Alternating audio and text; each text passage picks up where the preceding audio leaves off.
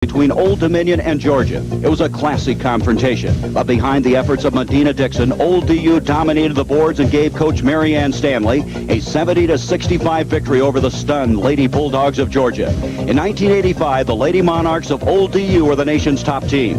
A year has come and gone, and in this past season has not been as kind to Old DU. Young and inexperienced, the team came up short in its bid to repeat. But if the regular season demonstrated nothing else, Texas was determined to make a run for the title. Coach Jody Conrad guided her thoroughbreds to the front of the class, and more impressively did so without suffering a single loss. A step back most of the season stood the Lady Bulldogs of Georgia. Last year's runner-up to Old DU in the Final Four, but suffered one setback and again was led by senior All-America Teresa Edwards.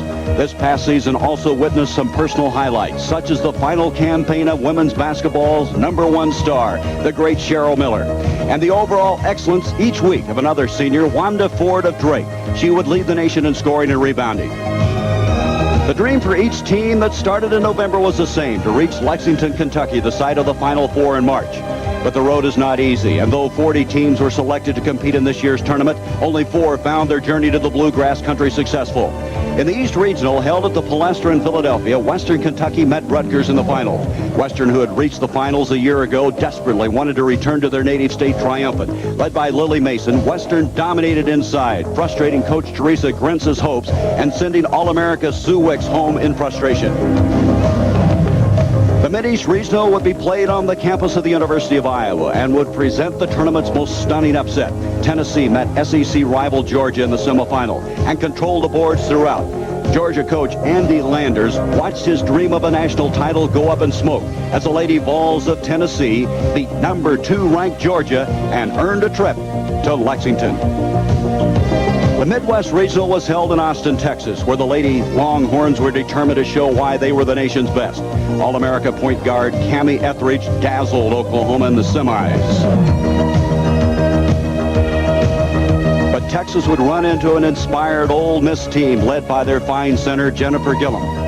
But even Ole Miss would eventually succumb to the relentless pressure, and the Texas seniors finally realized a 4-year dream, their first trip to the Final Four. Out west, Long Beach would be the site, but USC was easily the team. Coach Linda Sharp's team raced through the regional finals behind guard Cynthia Cooper, sending Louisiana Tech's Leon Barmore home looking for help. 40 teams started, now they're down to 4, and the famed Rupp Arena in Lexington would court the ladies' best. Friday night, Western Kentucky met Texas in Game 1, and Texas fans had some advice that Western ignored. Lily Mason found out right away that this game would be different from last year's regional. Texas pressured her and immediately got her in foul trouble as Jody Conrad had her team primed and running. Texas would get 20 points from senior Fran Harris, but it would be freshman Clarissa Davis who would come off the bench to devastate Western. Davis would score 32 points in 27 minutes, but more importantly, dominate the board, sending Western home in tears and the Lady Longhorns on to the championship. In Game 2, the Lady Vols of Tennessee would meet the USC Women of Troy, and right from the start, Cheryl Miller showed why she's the nation's best. Besides 17 points, Miller added 5 assists, 10 rebounds, and 3 block shots as USC dominated and frustrated the young Lady Vols. 5 of USC's players, including freshman Karen Howell, would hit double figures as USC would easily defeat Tennessee 83-59, sending Linda Sharp to her 3rd championship game in 4 years. And so what began back in November will be decided today on this court by these starting players. The nation's #1 team, the Lady Longhorns of Texas, put their perfect 33-0 record on the line against a team that has won 2 of the last 3 NCAA titles, the USC Women of Troy. 2 teams, 10 players, 1 game, winner take all. The 1986 Women's NCAA National Championship Game is sponsored by Today Chevrolet, who invite you to live the style, performance, and fun of Chevrolet in '86. MasterCard International, master the possibilities. And by Hewlett-Packard, the people who turn your business computing problem into a business computing solution.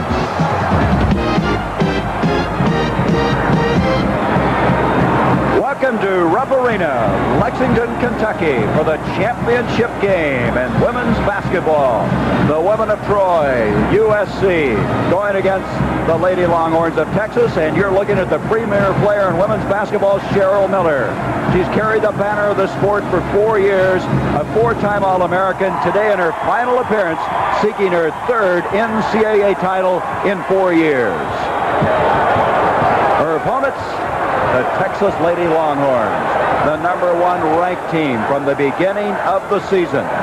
And Texas trying to become the first NCAA team to go undefeated. They have dreamed of a national title for 3 years. Hi, everybody. I'm Gary Bender, and welcome on this Easter Sunday. Women's basketball has just been growing impressively. And one of the reasons, the lady that's working with me today, who's worked very closely with women's basketball, Mimi Griffin. Mimi was a fine player at the University of Pittsburgh and our expert analyst today. Mimi, I would think that this game today is a dream matchup. What a game to have for women's basketball. Gary, this game today will showcase the #1 team, Texas, and Cheryl Miller of USC, the #1 player in the nation. Both Texas and USC have similar styles of play. They run a transition offense and a full-court pressure defense. We're going to have an exciting game. Mimi, we hear so much about Cheryl Miller, her offensive ability, but today she has a very difficult defensive assignment. Coach Linda Sharp of USC told us that Cheryl will be guarding Beverly Williams. This Texas team is so balanced, it's hard to key on one player, but Linda Sharp feels that Beverly is their offensive spark and wants to take her out of the game early. You know, Texas has had so many good things this year, but they're an inside and outside team. Fran Harris, her outside shooter, and this freshman sensation, Clarissa Davis, inside. Fran Harris is so good in her perimeter shooting that she has the green light to shoot the ball anywhere on the court. Clarissa Davis is only a freshman, doesn't even start for this team, and yet is their second leading scorer. I'm looking forward to it. Texas, USC. We'll be back with the introduction of the starting lineups from here in Rupp Arena in just a moment.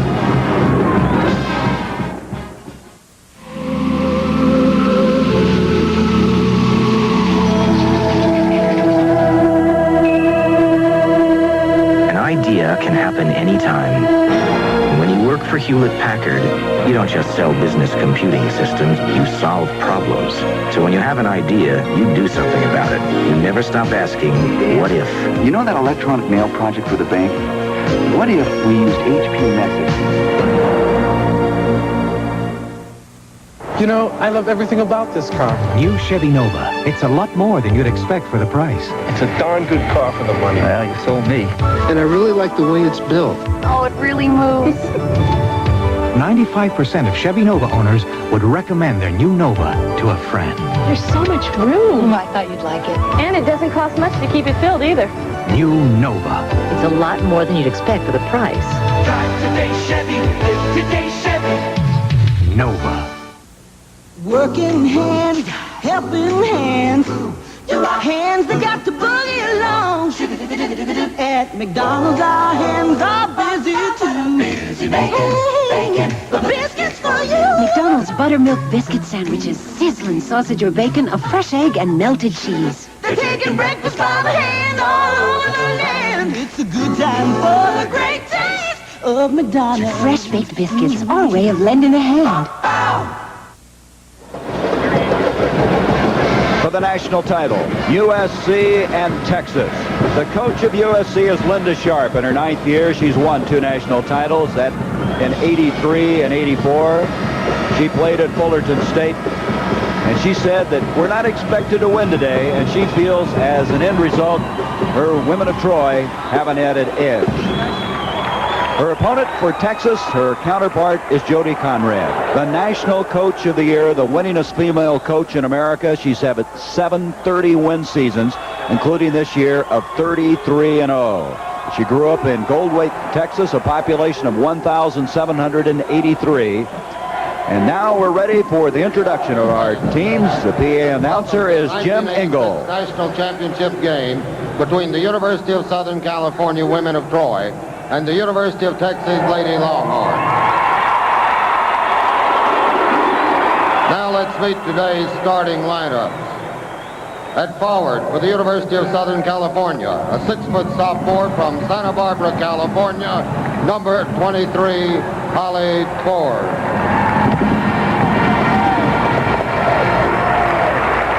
At forward for the University of Texas, the 6'2 junior from Moscow, Idaho, number 25, Andrea Lloyd. At forward for the University of Southern California, a 6'3 senior from Riverside, California, number 31, Cheryl Miller.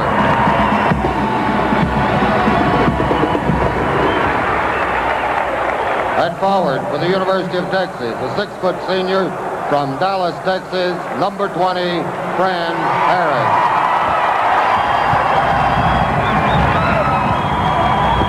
At center for the University of Southern California, a 6'3 freshman from Altadena, California, number 32, Sherry Nelson. At center for the University of Texas, a 5'11 senior from Bay City, Texas, number 15, Annette Smith.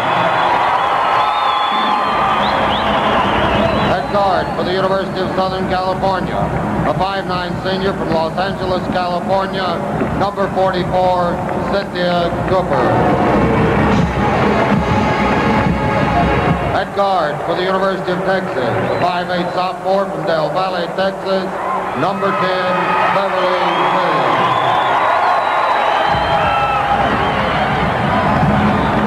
At guard for the University of Southern California, a 5'5 junior from the Bronx, New York, number 21, Rhonda Wyndham.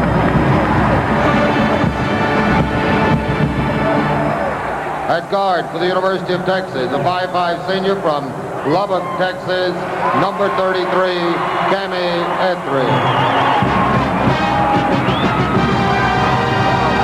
In her 9th year from the University of Southern California, the head coach of the Women of Troy, Linda Sharp. In her 10th year with the University of Texas, the head coach of the Lady Longhorns, Jody Conrad. And so the stage is set. Texas, USC, Texas seeding their first title ever. Let's face it, I have a big appetite for life, and I don't want anyone telling me how to live it. The world is my oyster. That's why I carry MasterCard. It opens up all the possibilities and puts me in the driver's seat. Imagine all of life's possibilities with the great one at the wheel. No cazzo. Thank you. MasterCard. Oh, sweet it is. MasterCard. Master the possibilities. Every day, more Americans work with Chevys than any other truck. Up early, USA. There's a lot of work you gotta do every day. And when push comes to shove, nothing works like a Chevy truck. That's been true for the past 50 years combined, and still true today. More people bought Chevys this past year than any other truck. Nothing works like a Chevy. Oh yeah, Chevy truck. USC and Texas for the national championship. We should point out that there are some different rules in women's basketball. They have a 30-second shot clock as opposed to the men's 45. There's no 10-second timeline, no possession error. They'll jump all of them up, and the coaches do not have to remain in the coaching boxes. The other meeting this year between these two is December 10th. Texas won that 94-78, even though Cheryl Miller had 31 points in that game. Cheryl will go up at center circle against Annette Smith. Annette Smith is 5'11", Cheryl Miller at 6'3", and this one's underway. Holly Ford gets it off to Rhonda Wyndham. Gary, you're going to see Texas here in their traditional man-to-man defense. I expect them to stay in that the entire game. We'll try to set these names and numbers for you. This is Rhonda Wyndham, number 21 out of the Bronx, off to Cynthia Cooper, 44. Cooper gives it off to Cheryl Miller, and she needs no introduction, and she's fouled by Annette Smith. And Mimi, I question, can Annette stay with her? As you know, she has the bad left knee. Can she stay with Cheryl Miller? What Annette lacks in physical capabilities because of that knee injury, Gary, she makes up for in smarts. She is one of the smartest defensive players on the floor today. So Cheryl Miller will test anybody, and Annette has that challenge today. She'll have 2 free throws coming. Cheryl averaging over 26 points a game this season. And She's playing with a broken finger on her left hand, the ring finger on her left hand, and it gives her considerable difficulty. And Mimi gives her more problems defensively than offensively. They've had to shift Cheryl defensively to the right side for right anticipation instead of left, because anytime the ball hits her finger, she's smart. Here is Beverly Williams. We talked about the fact Cheryl will try to pick her up. Fran Harris, she is the outside shooter that is so effective. She played so well against Western Kentucky in that outside zone. Beverly Williams. And Beverly Williams starts Texas out and ties it up at 2. And Linda Sharp was correct in her assumption that Beverly Williams is an offensive spark. She makes things happen out there. She's the catalyst. Here is Wyndham looking inside to Cynthia Cooper. Cooper will try one from the free throw line, and it's rebounded by Holly Ford, but we're going to have a pushing foul on Sherry Nelson. Nelson is the freshman who's matured and come on so well for Linda Sharp. She didn't start earlier in this season, but she played so well towards the middle that she earned herself a starting berth, Gary.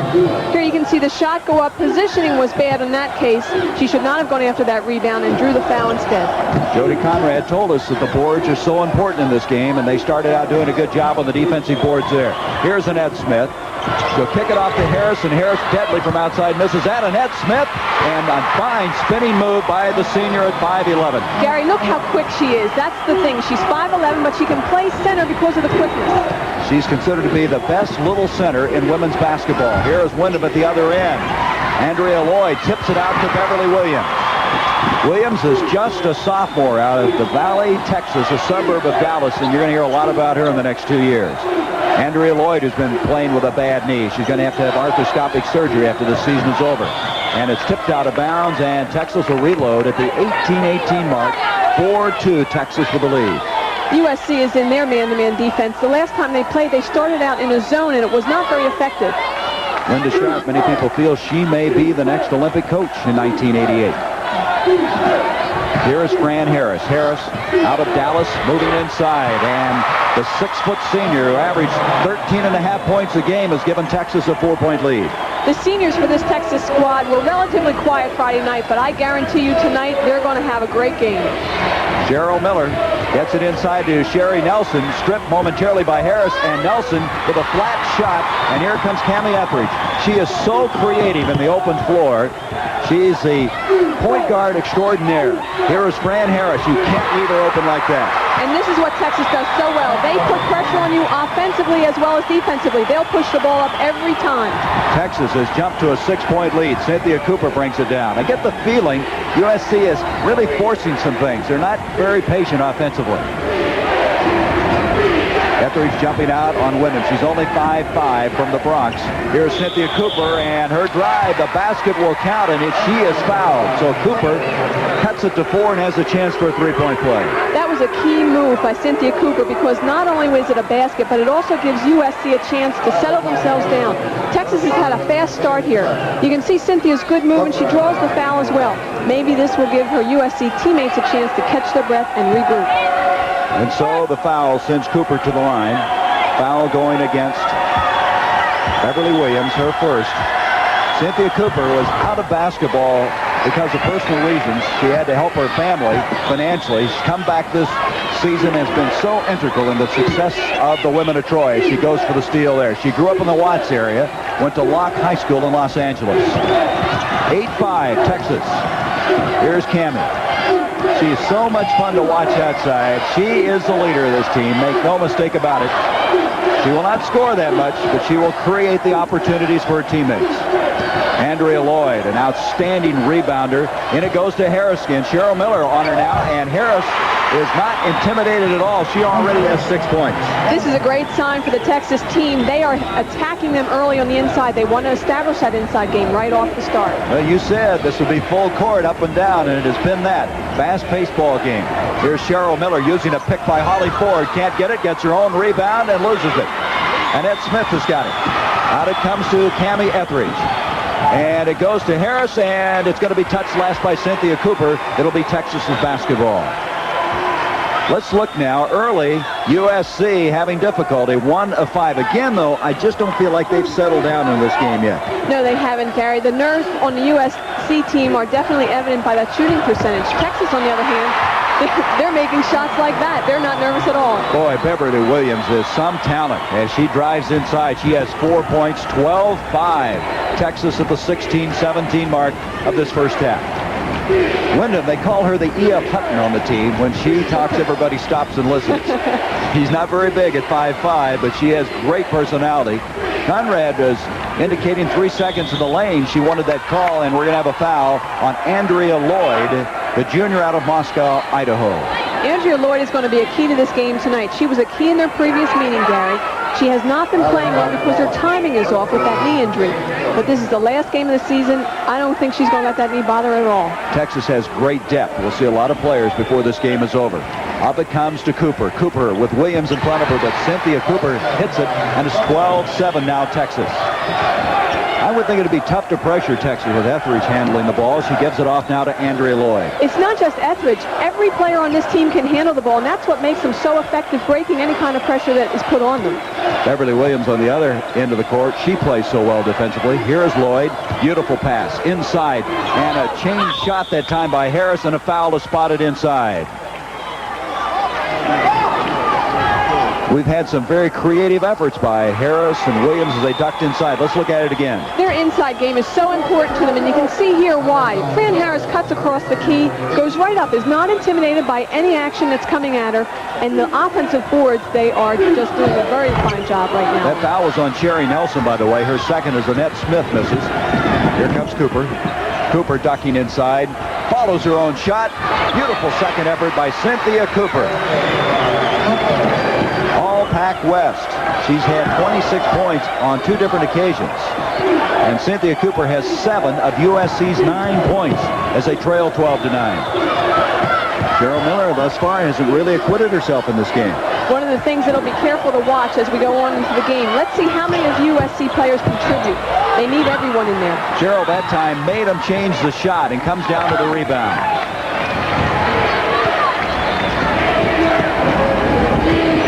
Cooper again from outside, and we're going to have another foul. Bob Olson, one of the officials, indicating the foul.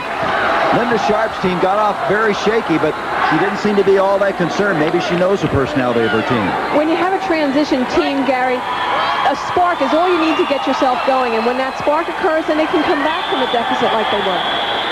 And so we're going to have a break in the action. 14:48 to go in this first half. The Longhorns by 3. No. You've been here 3 weeks waiting for Hallie's Comet? Yep, and I already started celebrating with a cold Miller Lite. Light tastes great. Light's less filling too, Tommy, and I can't get filled up. I've been waiting all my life to spot this baby. Well, how about one for me? Sure. Incredible. What was? Nothing, Luke. Listen, I gotta run. Okay, but you're gonna miss it. Nope. Wherever you look, there's only one light beer. Miller Lite.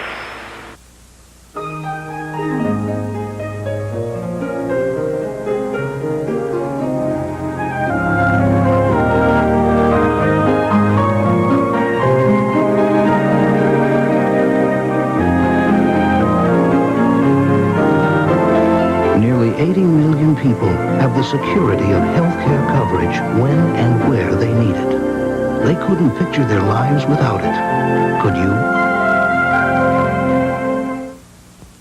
It's Katharine Hepburn and Mrs. Delafield Wants to Marry. She's older than you are. He could always finish high school later. Tonight. Isn't life delicious? Texas leading by 3, 12-9, and Mimi and myself joined now by the coach of Old DU, who won it all last year, Marianne Stanley. Marianne, your assessment of the first minutes of the game. I'd say right now Texas looks like a veteran team that's very relaxed. They feel like they're in their groove right now. On the other hand, USC appears to be a little bit tentative. There's a lot of one-on-one action going on out there, and I think they need to settle down and play some team basketball. You know, you might expect to contrast that because Texas has had so much pressure on it being the #1 ranked team. Well, I'll tell you, I've been in this position before, and I think they're relaxed because they got through that regional final, and they're here now. Now, early in the game, they put Cheryl Miller as best they can on Beverly Williams. Were you surprised by that defensive move? I was surprised by it, and also I noticed that within 3 minutes, they switched Miller and took her away off of Beverly Williams and matched her up inside, and that's critical because they need her rebounding, and she cannot rebound from the perimeter as well. Cynthia Cooper there is whistled down for the foul. That is her first. While we were away a while ago, Annette Smith had committed her second foul for Texas. And so I would imagine a year ago you had some butterflies in your stomach if you're in this championship game. I'll tell you, these two teams are keyed up right now. I think the nervousness is over. They're going to settle down and just play good basketball. Mary Ann Stanley, the coach of Old Dominion. Thank you very much. Thanks, Gary. 14-11 a count here. Mimi Griffin and Gary Bender with Texas leading, and I thought that was exactly what was happening to USC. They looked just a little hairy, didn't they? That was a good thought by Mary Ann Stanley. The comfort factor here for Texas is key. They were not comfortable in a semifinal game. Unless they are comfortable tonight, they will not beat this USC team. Well, Cooper now has cut it to 1 after that last break in the action. It looks like USC has settled down considerably. Tammy Etheridge will kick it off to Fran Harris. Trying to shake loose inside is Clarissa Davis, who checked in after that last break. Here's Etheridge trying one. Davis, there she is, the freshman. She is something. She is contributing already in this game, and this is exactly what Jody Conrad expects from her, some instant contributions. This is the championship game. Rupp Arena, Lexington, Kentucky. 13:25 to go in the first half. Texas by 3. USC trying to win their third title in 4 years. Texas, their first ever, the top-ranked team in the country. I'm Gary Bender along with Mimi Griffin. Glad to have you with us on this Easter Sunday. Sherry Nelson, the freshman. The basket will count, and she is fouled. An interesting point here is that USC is also going right to the inside on Texas. They're also trying to establish their inside game. These two teams are so similar that this game is going to be a toss-up till the end. Here you can see Sherry Nelson going right around with the dribble and up for a strong basket. That's where she has been so helpful, this USC team. She's the most improved in the position where they've needed the most improvement. They aren't physical, and one of the reasons is Sherry Nelson. She's so competitive in that pivot spot, and she has made a three-point play and has tied this ball game up at 16. Here comes Clarissa Davis, 32 points the other night to go along with an outstanding rebounding effort. The turnover, here comes Cheryl Miller. Miller kicks it out to Wyndham. Etheridge trying to stay with Wyndham, and those 2-point guards will be going at it all afternoon long. Inside it goes to Cheryl Miller. Miller posting up, good change, and she gets it. Annette Smith is going to have a long night, Gary. She is a little bit slower because of that knee and cannot keep up with the quickness of Cheryl Miller. There's Clarissa Davis. I know Jody Conrad was concerned about how a freshman would react to the pressure. I don't think it's bothering her at all. Not at all. We're going to see this match seesaw back and forth at least for this first half. When you start talking about the prototype players of the future, it's Clarissa Davis. Linda Sharp right now with her team down or tied at 18 will inbounds. Up it comes to Holly Ford. Steal from behind by Cammie Etheridge. Cammie out of Lubbock, Monterey High School. Picks it off to Beverly Williams. Texas hasn't made that many substitutions, but they can go very deep on their bench. But depth isn't valuable unless you use it, Gary. And there's a charge on Beverly Williams. Let's go back now and watch the premier player in women's basketball. This is what makes her such a strong player. She posts up low very well. And look at the double pump fake to get around her defender and in. She's so talented. I mean, she's the #1 player. What more can you say about her? The coach, Linda Sharp, said that she's always intense. She's never had to talk to her about being ready for a basketball game. Wyndham into Holly Ford, and we're going to have a jump ball, and as opposed to the men where you have an alternating possession, they jump it up. At the conclusion of this NCAA Women's Basketball Championship game, we'll be selecting a Chevrolet Most Valuable Player from each team, and Chevrolet donates a $1,000 scholarship to the General Scholarship Fund of each school to further assist qualified students in all chosen academic fields. And out it comes to Cheryl Miller. 18 all, 11:53 to go in the first half. Holly Ford stripped to the ball by Etheridge. Etheridge with Cooper on her back. She protected the ball, but she missed the shot, but rebounds the miss. Nope, she was out of bounds. Etheridge had the right idea, Mimi. She was trying to keep her body between the defender and the ball, but she missed the shot. It was an end result. She did a great job there, Gary. Look at the way she keeps moving over in front of Cooper trying to protect the ball. The unfortunate part is she fell away from the basket and ended up short on her shot. Cynthia Cooper brings it down. Boy, what chemistry Cooper and Wyndham had. They just seem to know instinctively what each other is doing. They played together for so long in that backcourt. Inside it goes to Cooper. And Cooper doesn't get the roll, and Clarissa Davis is there, and that's certainly no surprise. The way she can rebound, she had 18 rebounds Friday night. One of the interesting things to watch as this game goes on is to see which of these teams is more effective in their half-court games. That's going to be one of the keys. They both can run well, but who can shoot well from their half-court game? And Clarissa Davis picking up the foul. Let's watch it, see what happened here off the ball. And this will be her second foul, and the elbow, and they're going to allow that, I guess, to happen. Now, wait a minute. We have a double foul here. They're going to jump it up at center circle. There's the stats on Clarissa from Friday night and the performance that she put on. That's an incredible statistic. The points, the rebounds, everything. The whole entire game for a freshman in a semifinal national championship game. The other foul went on Nelson, so it was a double foul between Nelson and Davis, and they're just establishing control, the two officials, in the early going of this game. They just want to introduce themselves to one another early on, Gary. Now, these two met on December 10th. I think they know each other pretty well, don't you? Now, here in the ball game is Yolanda Wimbish, number 34. She has been an energizer for this team in the estimation of Coach Conrad. She comes in and gives them an instant offense. One thing that Yolanda has to be careful of, though, is she tries too hard too early, and you can see her fumble the pass early on. Once she gets into the flow, she'll be more comfortable. Clarissa Davis is off to a big afternoon. Already 8 points. Texas by 2. Intended for Miller, and Annette Smith coming over the back has committed the foul. That's a key call because Annette Smith had position there. She saw the pass, anticipated it. Annette is going to handle Cheryl all day as long as she's in the game. That bench scoring is all represented by Davis. All 8 points. That looks like a replay of Friday night's game. That foul, by the way, on Smith was his third, so Jody Conrad has to be very concerned as Cheryl Miller will go to the free throw line.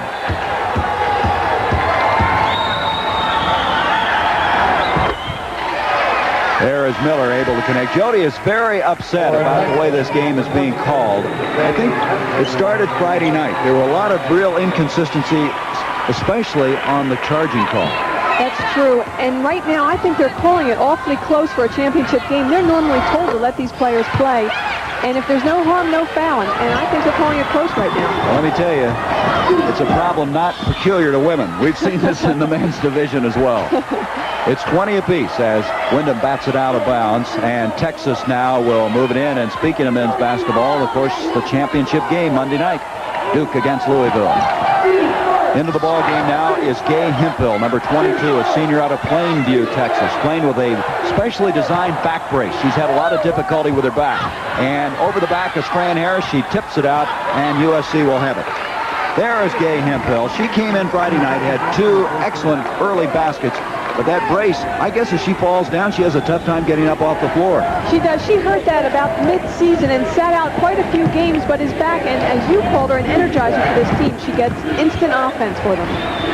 It's 20 apiece as we approach 10 minutes to go in the first half. Cooper saves it into Holly Ford, whose brother Don played for the Los Angeles Lakers for many years.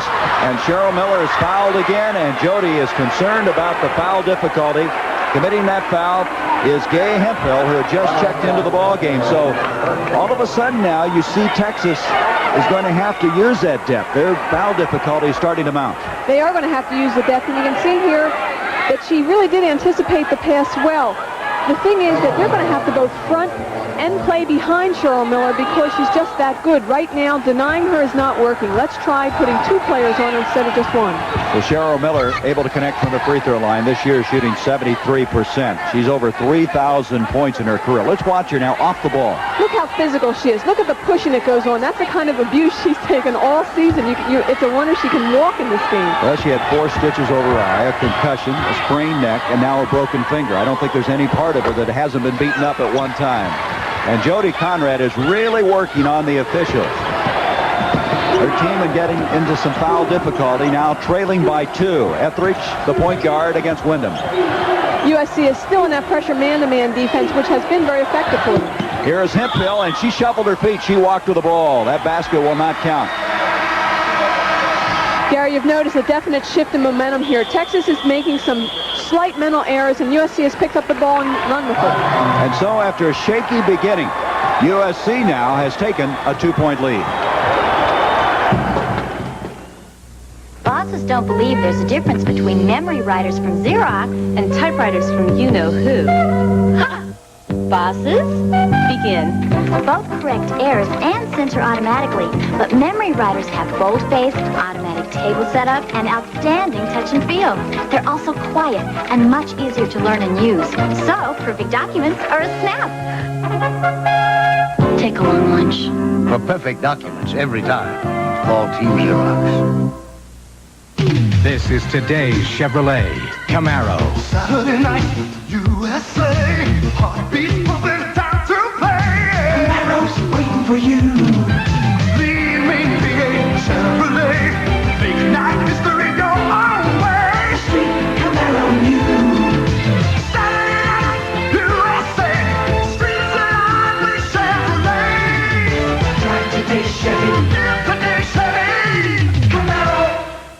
The Tournament Players Championship continues on CBS Sports. Next. USC by 2 in this championship game from Rupp Arena. And following this, the TPC final round coverage. Yesterday was very windy, and there were a lot of golf balls that were finding the water. But look what Larry Mize was able to do. Minus 16, a happy 12 under. Murphy, Simpson, and Kite. Outstanding leaderboard as we go into the final round of the TPC. That's to follow this one. USC with a delegation here, and of course, you think of USC, you think of the pom-poms, you think of the band, and they're all here, and it's a very enthusiastic crowd. Seen right now a 2-point game with the women of Troy leading. This is not unusual for a team to hang with Texas early on. It's the pressure that Texas puts on you throughout the game that wears you down in the second half. Jerry Nelson was forced away by Davis and took a very difficult shot at best. The break comes down, and a fine running one-hander that time by Wimbish. Rolando Wimbish, sophomore out of Victoria, Texas. She's the only left-hander in this game, and that was a very pretty shot. 22 apiece, and here's a foul on Hemphill. That'll be her second. Gary, they are really calling this game tight, and I think that's going to have a big effect on Texas. Although they do have the depth and they can keep running players in and out, if they can't establish their game because of the tight fouls, it's not going to help them at all. Here is quite a shooter, Karen Howell. She is a freshman out of Portland, 2 times the Portland Player of the Year in high school, and she has a great future ahead of her. And she's been playing very well in the big games for Linda Sharp. She had 14 points on Friday as Wyndham goes to the line. Out of John F. Kennedy High School in the Bronx, she is the floor general, make no mistake about it, USC's all-time assist leader. And she gets a roll. Gary, she also had what was going to be considered a debilitating knee injury at the sports festival. She fell and tore every ligament in her knee. The doctors told her she wouldn't be able to walk correctly again, much less play basketball. Well, we have a lot of that in this game. Annette Smith, we can develop that story later. USC now missing their first free throw. They were 9 of 10 before that. 23-22, the women of Troy. Texas is getting very sloppy on their passes. They're not moving to meet the pass, and the pass is not on the mark. They've got to clean that up. You saw a moment ago, Texas has committed 10 fouls to USC's 4. Howell trying to stay with the outside part of this game. Fran Harris, rebound, Wimpish, she lost it, and we're going to have a traveling call. I think Coach Linda Sharp of USC is making a smart move right now, staying in that man-to-man, because Texas has seen zones all season, and that's what they're used to playing against in their half-court offense. They're not so used to this man-to-man pressure defense. June Courteau and Bob Olson, the 2 officials in this game. There was a big debate by the television committee as to who should officiate this game. And right now, the 2 coaches are not letting them feel that they're very comfortable or doing a very good job. There's a feed inside to Miller, and there is the kind of move you expect from her, but it doesn't go. Hemphill brings it down, stripped away, and regained by the Lady Longhorns. Etheridge looking inside. Davis, good catch, and she's fouled. That was a difficult catch at best, as a foul will go on Cooper. Cooper's looking towards the other ref. She thought June Courteau was going to call it on Clarissa Davis. But it's Cooper and her second personal foul, 15 foul now against USC. And so to the line for the first time goes Texas and Clarissa Davis. Clarissa's from San Antonio, John Jay High School. Southwest Conference Newcomer of the Year. In one poll out of Shreveport, Louisiana, they called her the best freshman in the country. That earlier graphic, Gary, was very telling. This is the first time Texas has been to the line. USC has been to the line 10 times.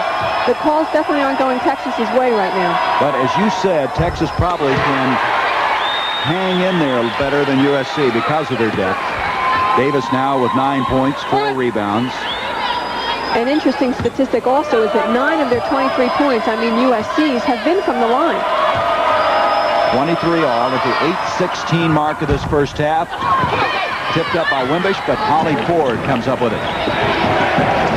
There's the matchup, Davis and Miller. And right now, Davis the 1 point the better.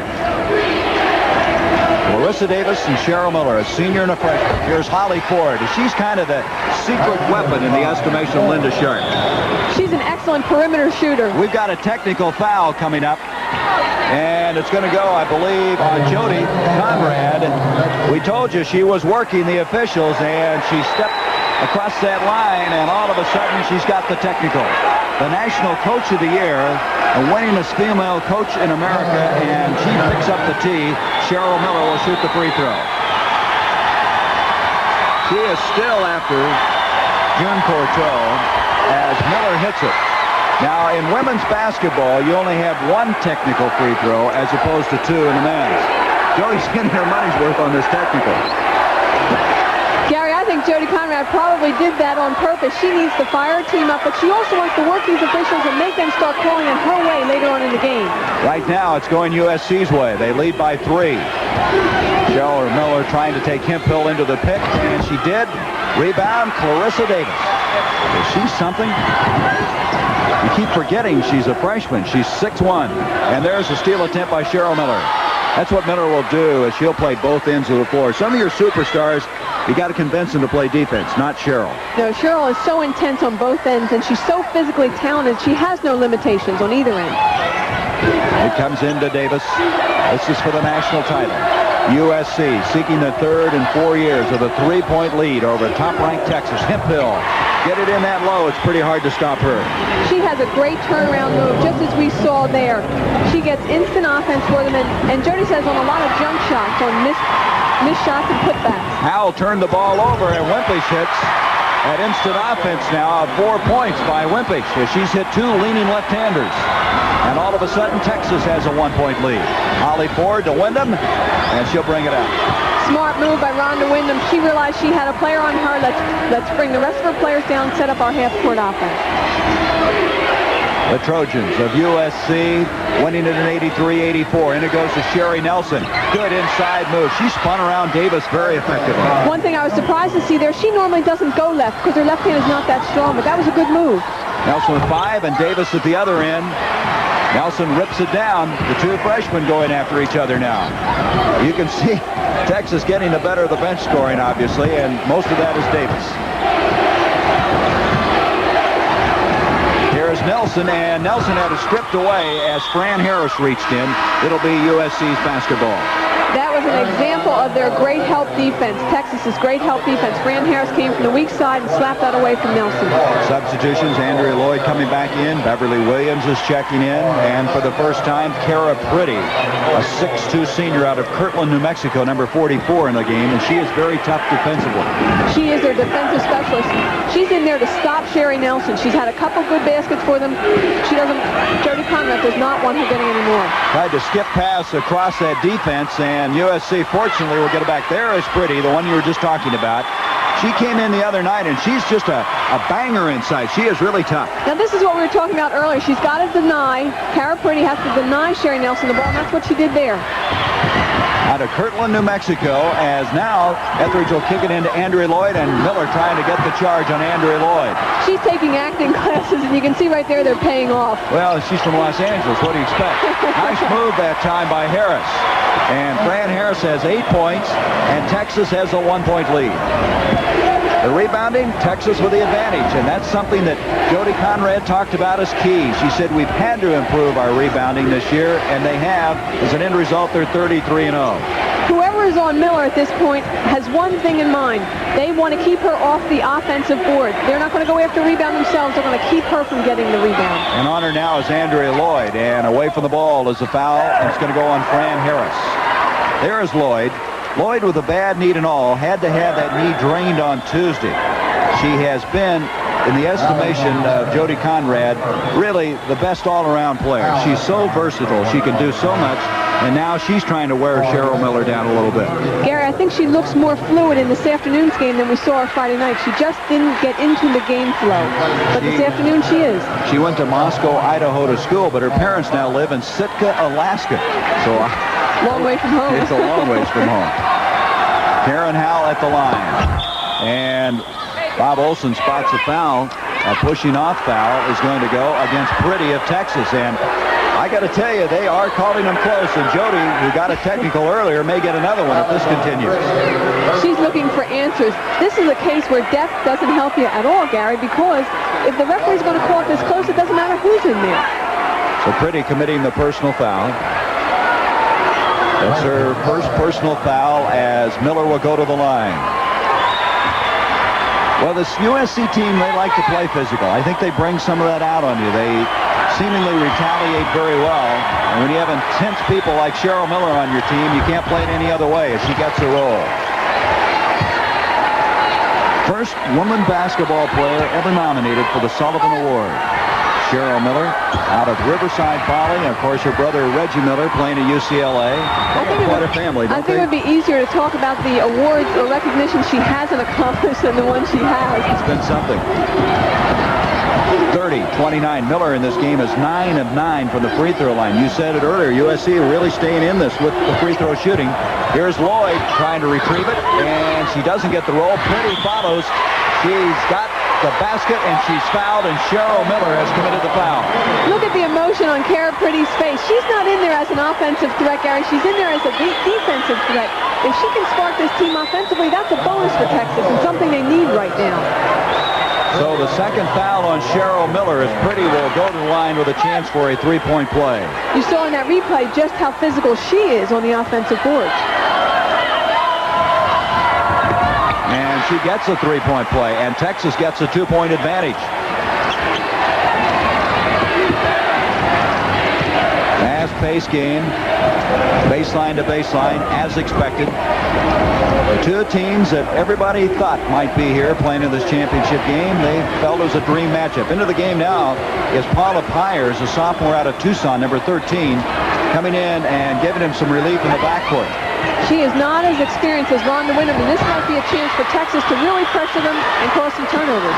Etheridge had the steal. Then they say Pyers touched it last, went over the end line, so Texas will have it. And we have a break with 4:45 to go in this championship game. Seesaw affair, and the Lady Longhorns lead it.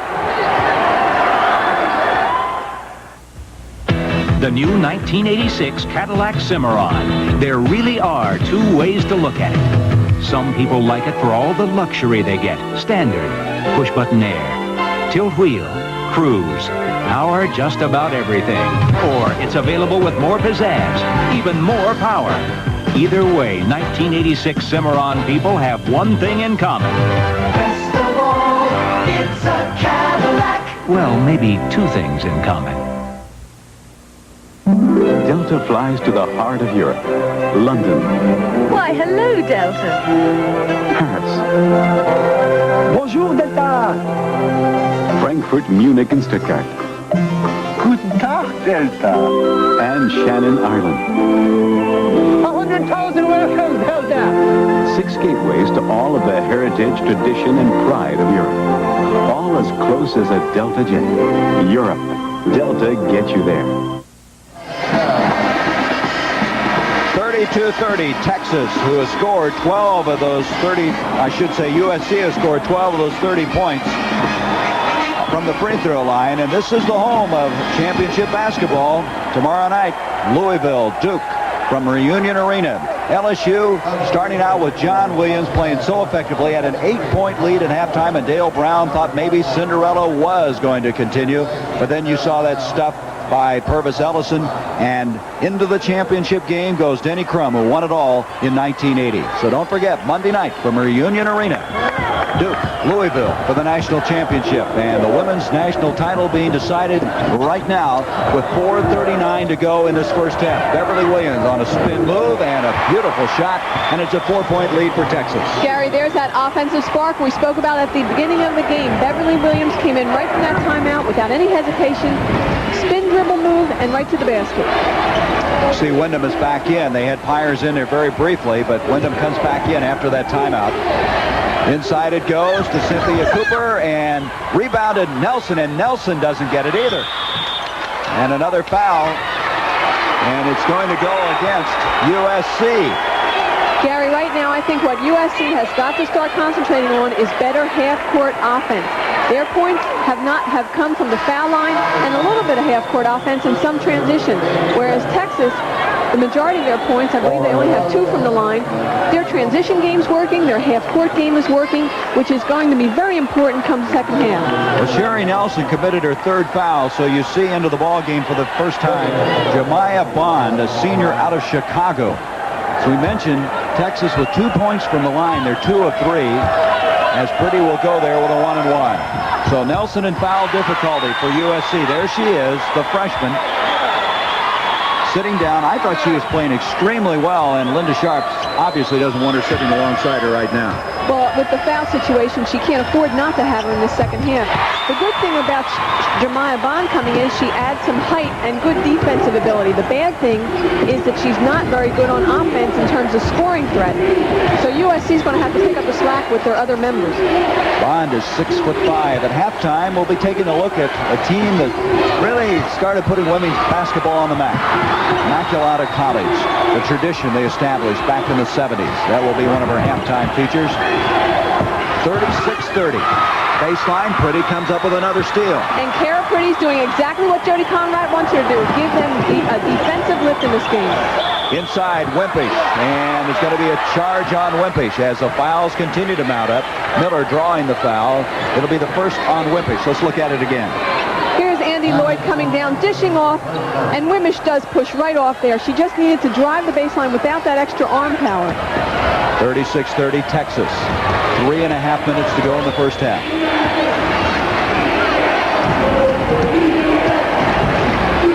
Miller, by the way, is only 1 of 4 from the field. Her scoring has been coming from the free throw line. Wyndham looking inside, and out it comes to Cooper. Good defense by Texas. This is a tough shot at best by Miller. Etheridge up to Andrea Lloyd, and she is moving on the floor better than she did Friday night. But here comes the steal by Miller. 2-on-1 break, and Miller will take it in, and Etheridge made her miss the shot. She was set very well underneath the basket. Great defensive move by Cammie Etheridge. She faked to the weak side player, believing that Cheryl was going to dish off, but then came back and established her position. Still a 6-point lead by the Lady Longhorns. Bond reaching in on Pretty. Etheridge creating things. Pretty, as an end result, has an easy 2. That's Etheridge at her best. This is a tremendous bonus for this Texas team. Kara Pretty scoring, Cammie Etheridge driving the baseline and jumping off. USC got off to a shaky start. Then they were able to take the lead. Now find themselves trailing by 8, the biggest lead of the game. Holly Ford and Etheridge, smallest player for Texas, comes up with a rebound. Here she goes. Gives it off to Wimpish, and it's going to be off of USC. Let's go back to this play now on the break. Here's the great transition game by USC, but look at Cammie Etheridge. Watch her fake over to run to Wyndham and then establish her position with Cheryl. Made her miss a shot. Didn't get the offensive, but did not get the 2 points either. We're going to have a break now with 2:08 left to go in this first half, as Texas right now is on somewhat of a roll. Top-ranked team in the country, leading it by 8.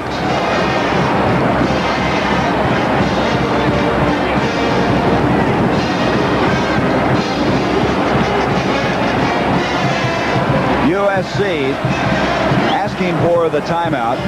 Etheridge, by the way, you were talking about her defensive effort. And she has not scored, but she has 8 assists and 5 rebounds. And that shows you how she can contribute to the Lady Longhorns. Those 8 assists are normally what she averages for an entire game, not a first half, Gary.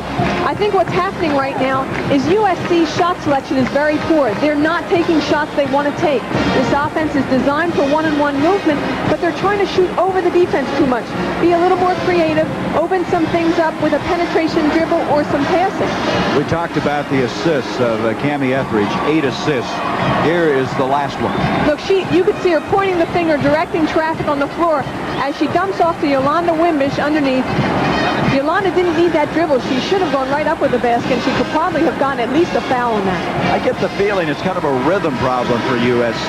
They get behind and they try to hurry it up, and they're not stabilizing like they want to. And this is a veteran ball club. They should be able to do a better job in that. You know what, Gary? This USC team reminds me of the Texas team last year. Their one weak link was their half-court offense. They were so good and relied so heavily on their transition game that their half-court offense suffered. And I think that's what's happening with USC this afternoon. USC, when they have led at half this year, been 28-1, but right now with 2:08 left until half, they're down by 8. Cheryl has committed 2 fouls. She's 1 of 5 from the field, and I think she's forced some shots. She definitely has forced some shots, especially from the top of the key where she's shooting right over people. She's too talented to do something like that, and the USC team needs her to be more selective in her shots. Imagine the pressure she must have. Her final appearance, wanting desperately to win it after last year not even getting into the Final Four after freshman and sophomore championship season. So she wants to bow out in grand fashion, and sometimes you put some added pressure on yourself. I think what's going to happen at halftime of this game, if she doesn't come alive before then, she'll get a chance to catch her breath and realize just where she is and what she needs to do. And it goes. Wimpish, and she is fouled. Good inside pass that time by Texas. The foul will go on Bond, and that will be her first. A good sign for Texas right now, Gary, is that although they're missing shots inside, Yolanda Wimbish is smiling. They're relaxed. They're all having fun, and they're playing their game. Well, USC came in here, and interestingly enough, Thursday they practiced in floral shorts, and they have a little, what they call rap session. They do some dancing, and you might think they are the relaxed team, but it's not appearing that way on the floor now. Sometimes you try to force relaxation so much with outside props that it doesn't help inside in the head where you need it the most. That's a good point, Mimi. It really is. As at the line now is Wimpish. Wimpish, I should say. With a 39-30 lead, she misses the second free throw. Texas with their biggest advantage as we come to the final 2 minutes of this first half. Here's Miller trying to take Lloyd inside. She's got a screen from Bond and nails it. Now that's the kind of shot that she's good. Off the dribble and into the air. Cheryl cannot shoot standing still. She needs a little bit of motion to make her effective offensively. Here's Andrea Lloyd. Off to Etheridge. Etheridge penetrating so effectively. Off to Beverly Williams, and I tell you, she is something to watch. A little leaner there. 8 points for Beverly Williams. That's offensive spark with a capital O, capital S. Cheryl Miller now has her team trailing 41-32. She's looking for the shot, and there will be a foul on Andrea Lloyd. One of the things that Texas is doing very well now that they didn't do earlier in the game is they're getting 2 players and sometimes 3 players on Cheryl when she goes into motion with that basketball. Andrea Lloyd with her second personal foul, and Miller will go to the line. Cheryl has a brother who plays in the California Angels system with the Angels now, the parent ball club. She has another sister at home, Tammy, who's quite a volleyball player, and her father, Saul, is here. He was at the press conference yesterday, so long ways from home, but enjoying it here in Lexington. That earlier graphic showed us that Cheryl only has 1 rebound. I think that has to be a record for her for one half to have 1 rebound. It shows that Texas is very effective in their game plan of their or defensive player who is guarding Cheryl, keeping her off the boards. It's working. I'll tell you what they're not doing, though. They're not keeping her off the free throw line. No, she's 11 of 11 now from the free throw line. 41-34. So she's hurting them in other ways, but USC still not really putting it together. Here is Pretty, and Pretty is fouled, and it's going to go on Bond, and that'll be her second. Gary, one thing I've noticed here, things have definitely changed since Jody Conrad got that technical foul. Is that a smart move or what? This is really turning into Texas's favor here because there have not been such quick whistles. Tell you what, I wouldn't want her mad at me. I think she got those officials' attention in a hurry, and it's a good point. You've got to work the officials. The best coaches in the business do it, and she's done it. 2-on-1, Miller pulling up. And rebounded by Pretty. And again, Pretty has been the big surprise in this first half for Texas. 41-34. Lloyd on the move. And as she ducks in, the basket will go, and we're going to have a blocking foul. Look at that move. Andy Lloyd is into this game. She is loose, relaxed. She's running the transition game much better than she did Friday night. Look at this move inside, scoop shot, and the roll. Now, Jody Conrad is up on the officials. I don't think they knew the basket went in. Now, there they do, and they're counting it now. The foul is on Holly Ford, the blocking foul. And Jody got their attention from clear at the other end of the floor. She wanted the 2 points and a chance for a three-point play. So, Lloyd at the line. USC, by the way, scored 1 field goal in the last 5.5 minutes. It's the foul line that's keeping them in the game at all. 44-34, 10-point lead for the Lady Longhorns. Karen Howell brings it up. Miller ducking in. Pretty cuts her off at the baseline. Tough shot.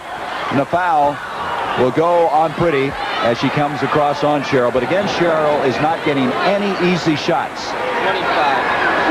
That foul is going to go instead against Andrea Lloyd. And that will be her second as Miller goes to the line.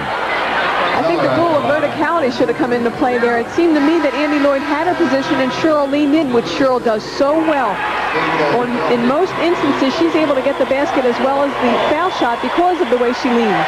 Lloyd will leave with 3 fouls as Hemphill comes back into the ball. Oh, check that. C.J. Jones is checked into the game. Sophomore out of Las Vegas. Some of that depth that Coach Conrad has. 39 seconds left in this first half. As Miller now 12 of 12 from the line. There's Lloyd. She's got a much nicer expression on her face this afternoon than she did Friday night.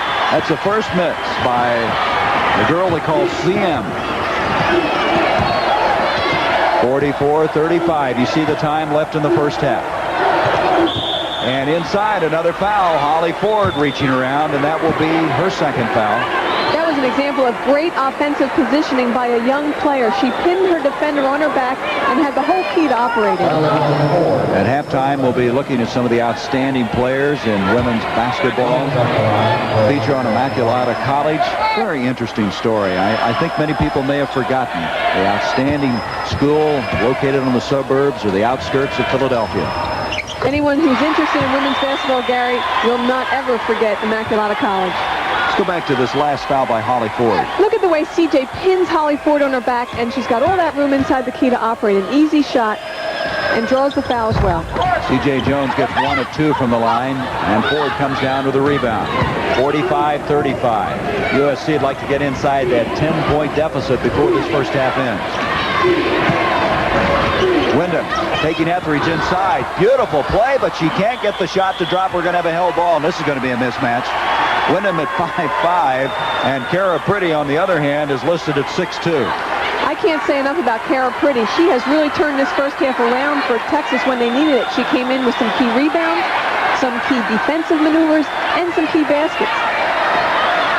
USC's made some good moves inside, but the ball just not going. And Rhonda Wyndham's last shot, very indicative of that. And she did a pretty good job on this jump, but Beverly Williams comes up with it. 7 seconds. Pretty trying to come up, and we have another jump ball, this time with 2 seconds.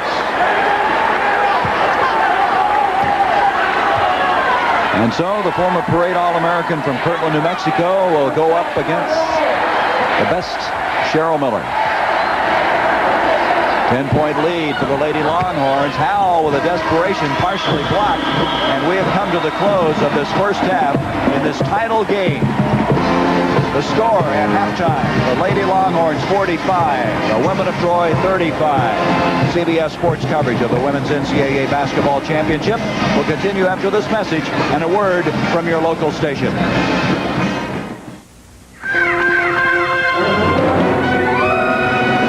The Yamaha big wheels come with extra wide, extra stable tires and a low profile that makes them simple to ride.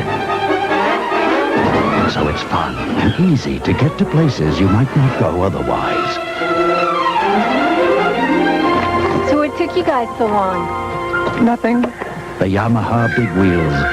Perhaps they're the adventure you've been looking for.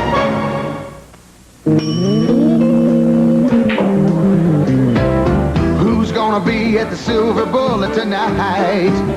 Silver bullet. Sipping on a cold Coors Light. Partying right. 35 wins in a row. The guy never loses. Never does. What's the secret? Loose chili. Loose chili? He never eats it. Ah. You have any popcorn?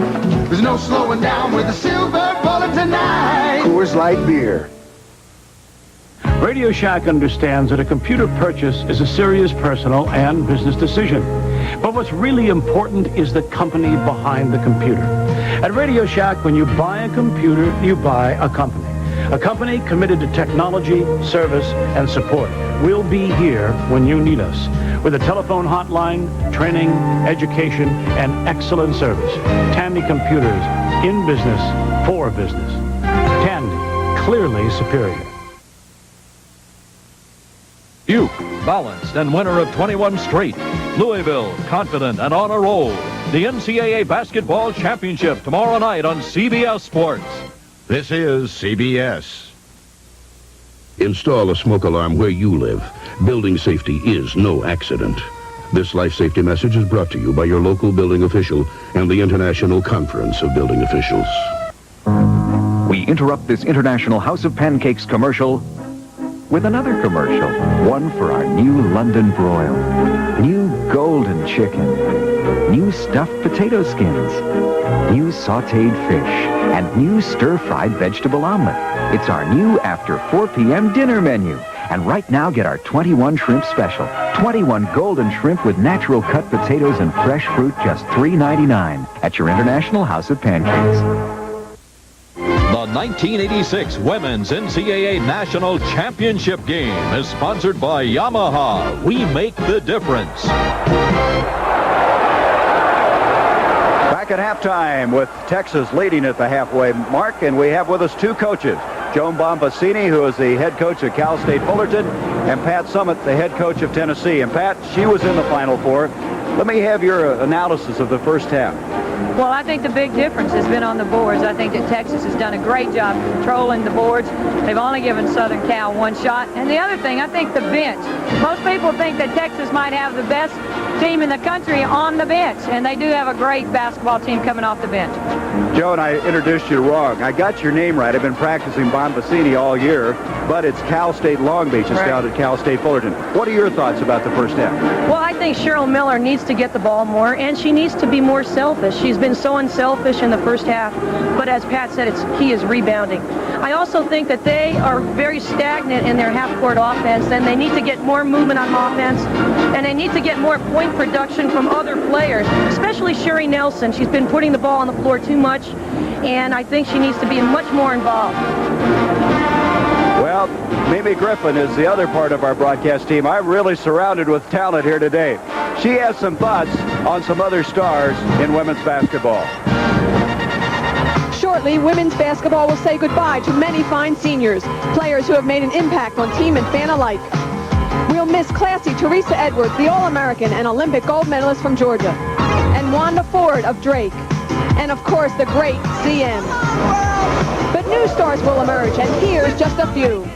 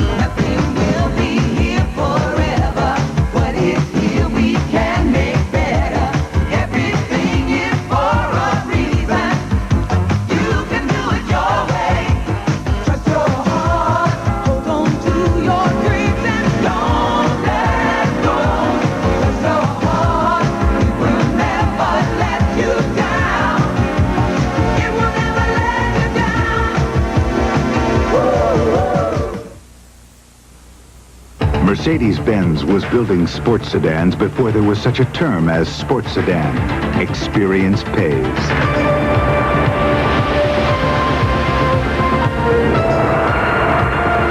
The Mercedes-Benz 190 class. The heart of a sports sedan. The soul of a Mercedes-Benz. The 190 class. Something more than a sports sedan. Nothing less than a Mercedes-Benz.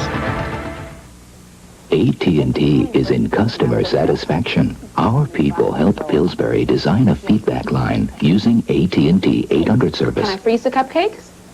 500 calls come in every day, which makes Pillsbury very happy because satisfied customers come back for more. We can help your business in ways you never thought of. AT&T long distance services. Talk with us. AT&T, the right choice. Winning's easy. Give 110%, expect 110%. From yourself, everyone, everything. Speed Stick deodorant gives 110%. That's its edge. Why? It has no alcohol, and alcohol evaporates. Speed Stick protection doesn't evaporate even after 24 hours. Glides on in just a few strokes. That's 110% protection. Speed Stick deodorant, the wide stick. That's your edge. Fine Madden. The fastest runners in the United States were my teammates. And to be motivated to run against them every day, knowing that if you were not your very best, that you could stand to lose at any time, was something to behold on a team like the Tiger Bears at Tennessee State University. Athletics played a big part of the decision for me to go to college. I, as a young girl coming from this very large, wonderful family of 22 children, being the first of the 22 to go to college, it was very important that I get there. I didn't have the slightest idea how I would go to college because we had no money. But then athletics popped up. Without the athletics, I would not have obtained the education. And without the education part, I would not be able to do the things that I do now. This message furnished by the NCAA. Texas by 10 at the halfway point, 45-35. Let's go back in history now. Women's basketball, a remarkable story in the 70s. Let's look at it. By the early 1970s, Bill Walton and company had firmly established UCLA as one of sport's greatest dynasties. And the Wizard of Westwood, John Wooden, was college basketball's king. But 3,000 miles away, just outside of Philadelphia, a tiny Catholic college named Immaculata was quietly building a reputation of its own. The architect was Kathy Rush, and her teams were so successful that lofty comparisons were inevitable. From 72 through 74, the Mighty Macs rolled over the best. Their run-and-gun offense produced 35 straight wins and 3 consecutive national titles. I think the impact that Immaculata had was different than the impact that UCLA had because of the timing. We were pioneers. We were limited financially. And UCLA sort of came in the middle of the history of men's basketball. 3 pioneers have remained prominent today in women's basketball. Renee Muth at Penn State, Marianne Crawford coaches Old Dominion, and Teresa Schenck leads Rutgers. And even when on opposite ends of the court, they agree on what made Immaculata great. The team itself was very smart, obviously, and we were very, very patient, and we knew we were drilled well. We practiced double sessions before anybody even heard about double sessions, and Kathy Rush made us do an awful lot to be the champions. We all were individuals who were highly motivated, willing to sacrifice and do anything to reach our goals, and we're doing that at a time when it wasn't necessarily the traditional thing to do, and that's a great source of pride for me. Not much about the Mighty Macs was traditional, from their publicity to their fans. An unusual collection of parents, friends, and nuns who followed the team religiously. They called themselves a Bucket Brigade and wore their school spirit like a badge of honor. You know, I'm not a basketball player. I never missed a game. I couldn't tell you about good things about a particular play and so on. But I was up there booing at the refs and cheering on the good calls, you know. And I think we were all there. It just gave us a whole new dimension in our life. And I think about giving to others. Well, that was the time when we were receiving. I was so impressed because here were people who had certainly dedicated their lives to the service of others, and yet my mind playing basketball was just such a trivial thing, and being part of that whole thing, I was able to bring such excitement and joy to someone else's life. They're very good friends because I think they're very special people, and I think when Immaculata basketball, that's what I think of. A special team, the Mighty Macs of Immaculata College.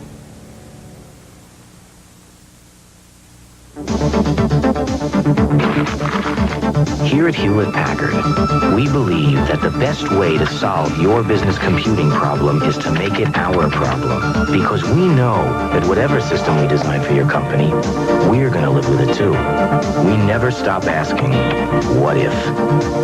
Wait a minute. They have this incredible backlog of data requests. You're right. What if we used the greenhouse? His name's Lightning. When you want a loan, most banks work at a slow trot. But someone can put you in the saddle. Hop on! The boss at Beneficial. Hi, I'm Carol. Our manager can get you a Beneficial credit line account, usually in 24 hours. The money you want for the things you want. That was fast. Fast as lightning. You bet. Beneficial. Talk to the manager and you're talking to the boss. Night. Lights. Rain. You know the feeling, wondering if you could stop if you had to. But now there's Arcot.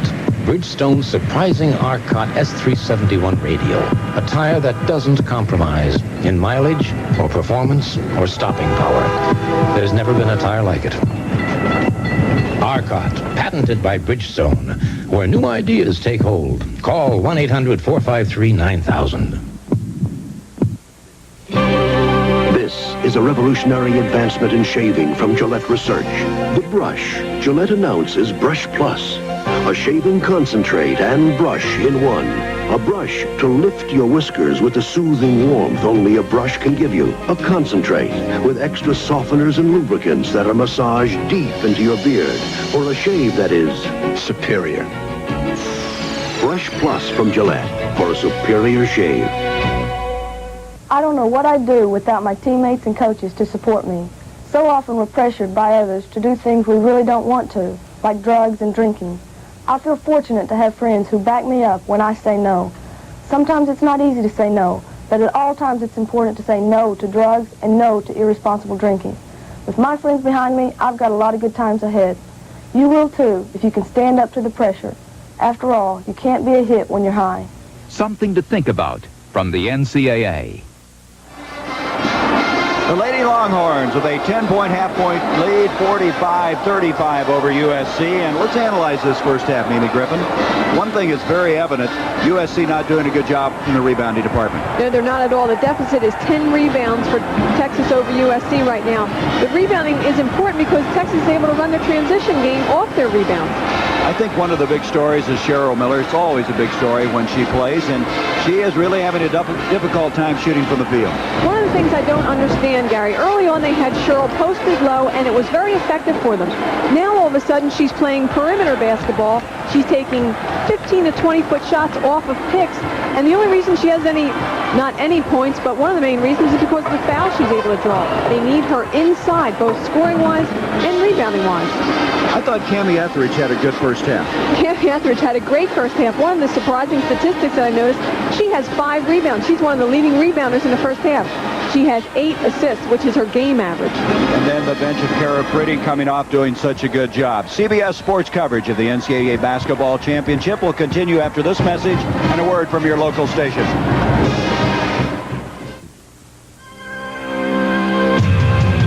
Hot town, summer in the city. Back of my neck feeling dirty and pretty. Feels so good. So good. Come down, 7-Up, flashing on the fun. For it's cool and clear on everyone. 7-Up, feels so good. Coming down. Feels so good. 7-Up. The biggest airline in the land is also the biggest bargain airline. Ladies and gentlemen, United Airlines announces low fares to more of this land than anybody. All brought to you by yours truly, Eddie Hummel. Low fares with full service to over 150 cities coast to coast. You're not just flying, you're flying the friendly skies. This is CBS. Special guest host Gladys Knight welcomes Boy George with Culture Club and Barry Manilow on Solid Gold. Solid Gold, tonight at 10:30 on Channel 7. Always leaving home to play sports isn't easy. That's why so many Austin families have a sport court in their backyard.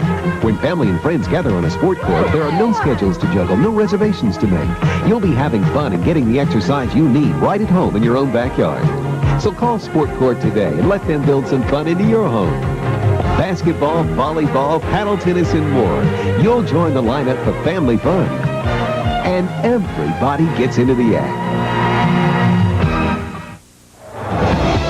The 1986 Women's NCAA National Championship game is sponsored by Nissan, who invite you to test drive the all-new Nissan truck Hard Bodies at your Nissan Datsun dealer now. Sears. And by Michelob Light, super premium taste and less filling beer.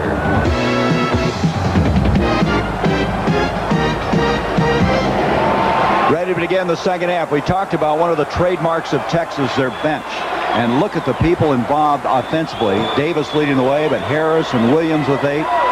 USC led by Miller, and we mentioned most of that coming from the free throw line. That first half, USC shot only 36%. On the other hand, 65.5 from the field for Texas. That's because most of USC's shots have been perimeter shots and not good shot selection in the first half for them. Let's see if they turn that around here in the second half early. Cynthia Cooper had a struggling first half. She was 4 of 10 from the field. They need her to get back in offensively. There she is with the ball. Nelson is in after picking up those 3 fouls in the first half. She's the pivot, number 32, and she has the ball now, and that was a very good run play, very well run play, and Ford then on the rebound comes out and hits it. But that's what you need to start second half is call a play, run it well, and USC did. That is a good sign because not only did they run the play correctly, but they got the ball inside, which is where they're going to have to score from more. And there is the outside part of that Texas attack. Fran Harris hitting from outside, back to a 10-point lead. For the national championship, USC and Texas. Texas 33-0, USC 31-4, ranked 3rd at the end of the season. Texas top ranked for the beginning of the season. Into Cheryl Miller, and it's going to be a foul on Cheryl. And that is her 3rd foul. She doesn't like that call at all. One of the adjustments I expect to see USC doing in this second half is getting the ball into Cheryl inside more. This is an example of that. But her body control, Andy Lloyd had great positioning and drew the offensive foul. She's pleading her case at the other end. Well, they have her inside, though. That's what you thought they should be doing, is move her inside instead of outside. Well, that's how they were so effective in the first half, both scoring-wise and rebounding. Cheryl had 1 rebound in the first half. That's not right. That's not good for this USC team. USC now playing the zone. Neither one of these teams really are known for their zones. They like to play that man-to-man pressure, but a change here by the women of Troy. There's the foul difficulty now. Miller with 3. Nelson had 3 in the first half. Lloyd and Smith. But again, Texas, even though they picked up many more fouls in that first half, you figure they can spread them out and might not get in as much difficulty. Well, with Texas's depth, the foul situation really doesn't affect them as much as it will at USC. Fran Harris has hit 2 in a row in the second half. 49-37, biggest lead of the game for Texas. Texas still has their full court man-to-man pressure on. And again, I would expect to see USC try to go inside the paint or inside the key area more this second half. Cynthia Cooper forces a shot. Annette Smith comes down the rebound, and Nelson had a hand on it. Stopped the break. It'll still be Texas basketball. Linda Sharp making the adjustments, but right now she's still down by 12. This zone that USC is in, this 2-3 zone, is probably designed to stop Texas's inside game, which was so effective the first half. However, you've got Fran Harris to worry about and Beverly Williams on the perimeter. Clarissa Davis. And Clarissa Davis. Yeah, don't forget Clarissa. In the first half, she was 4 of 5 for the field. She now has 11 points in this game. You're going to hear her name. She's going to be a household name by the time she gets out of school. And we have a pushing foul away from the ball. Now that was kind of a crazy call because Cheryl Miller was coming off of Cammie Etheridge, the Texas player, and she tripped over Cammie Etheridge's foot, and the foul was called on Annette Smith, who I don't believe was anywhere near the play. Well, that's what I'm wondering. That would be her fourth foul, though. Well, it's unofficially as her fourth foul. I'm with you, Mimi. I did not see it. Here is Wyndham now, who has not had an offensive display thus far. In it goes. Nelson. And Sherry Nelson was effective in that first half before she got into foul difficulty. It's the inside where they've got to attack, and as you mentioned, the foul difficulty is what's going to be key here. If Cheryl Miller or Sherry Nelson gets in trouble, USC can't pull it out from perimeter shooting. 51-39 Texas. Davis working inside against that zone, travel to the ball. Kay Hemphill will come back in for Texas, and Smith will sit down after committing that fourth foul. Kay Hemphill into the game. This is one of Jody Conrad's energizers, as she called them earlier. Kay Hemphill for Texas, number 22. Cynthia Cooper with some pressure from Beverly Williams. Beverly Williams did not play well in the first half of the game Friday, and so Jody Conrad just benched her for about the first 10 minutes of the second half. You know, it wasn't that she wasn't playing well, it's that she wasn't rebounding well, and Jody is spoiled, she said, by her offensive rebounding. If she doesn't live up to that, Beverly sits down.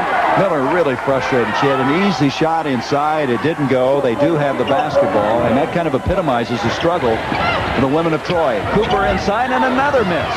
And we're going to have a foul on Beverly Williams. USC has had shot after shot inside, Mimi. Easy shots that just don't drop for them. I think the problem, Gary, again, their half-court offense is not working well. We see a lot of individual play, a lot of one-on-one moves, but no real teamwork here. They've got to start using their teamwork to open up some opportunities for them. That was the third foul on Beverly Williams. 16:55 to go. Holly Ford, she's an excellent shooter, and another foul. Boy, we have a bunch of fouls here in this game. It's Pretty coming back in. That is Hemphill's third foul. And I tell you what, Jody may have to send for some more Lady Longhorns back there in Austin to finish this game. She might also have to look for another technical in the second half to straighten the refs out like she did the first half. She did that. She exactly did that. As Mimi referred to the first half, she worked the officials and started to change their calls. There's another miss inside. USC has had the good percentage shots, but they can't get them in. 51-39. Here's Cammie, intended baseline. Davis. Pretty is there, and Pretty is a story in this game. That's being in the right place at the right time. That pass was not to Kara Pretty, but heads-up play on her part resulted in 2 points. Cooper with some good ball handling. Gets it out to Rhonda Wyndham. Wyndham has really been non-existent offensively. They need some offense from her. She was 1 of 3 from the field in the first half. Now she's trying to crank it up, and that'll help. She is fouled as the basket will count. These fouls are just piling up. That's going to be on Etheridge. It's only her first. USC really needs someone to spark them, and here's a shot by Rhonda Wyndham that just might do that. She gets the shot, the 2 points, and the foul shot as well. So Etheridge, the only one really that hadn't been in the foul column for this Texas team, committing her first. And Wyndham at the line. She gets the three-point play. 53-42 Texas. Little trapping pressure now from USC. Van Harris brings it across. You know, Gary, this is almost an instant replay of their regular season game. USC was down by 10 at half, went down by almost 16 in the second half, and then hung on to that deficit and lost by 16. Etheridge will pop one from outside. Rebounded, Davis. And we're going to have a foul, and it's going to be on Miller, and that is 4 on Cheryl Miller, and the superstar may have to come out of the ball game with 15:55 left. Cheryl Miller is not happy about this call. Look at the pass, or rather the shot inside. Look at the positioning by the Texas players. Good rebounding positioning.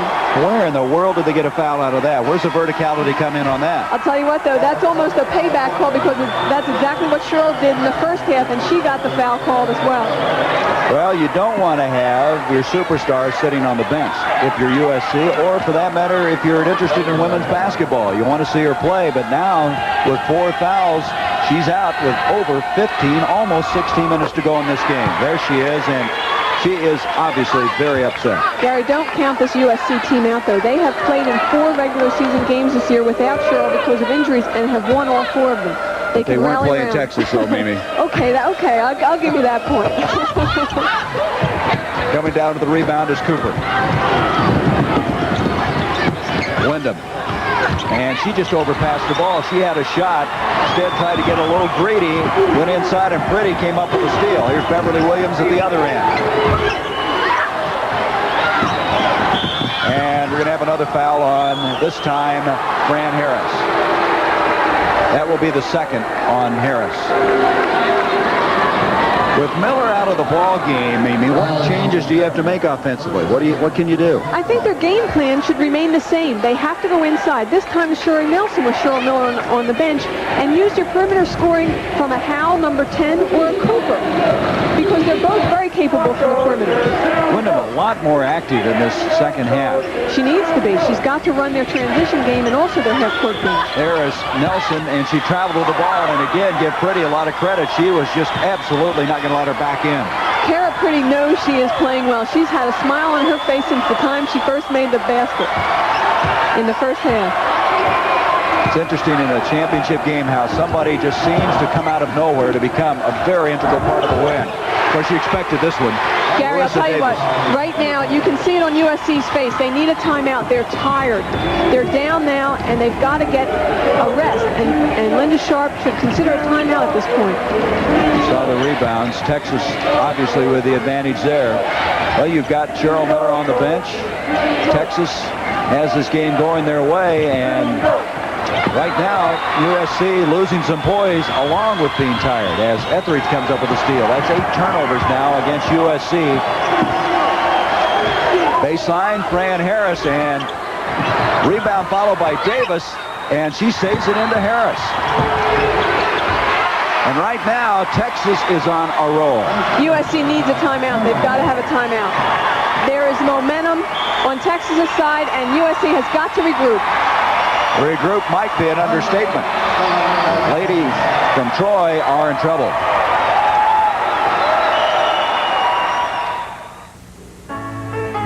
Who says you can't have 100% imported hops and a less filling beer? Old world aging and a less filling beer. Smooth super premium taste and a less filling beer. Michelob Light, the best of both worlds.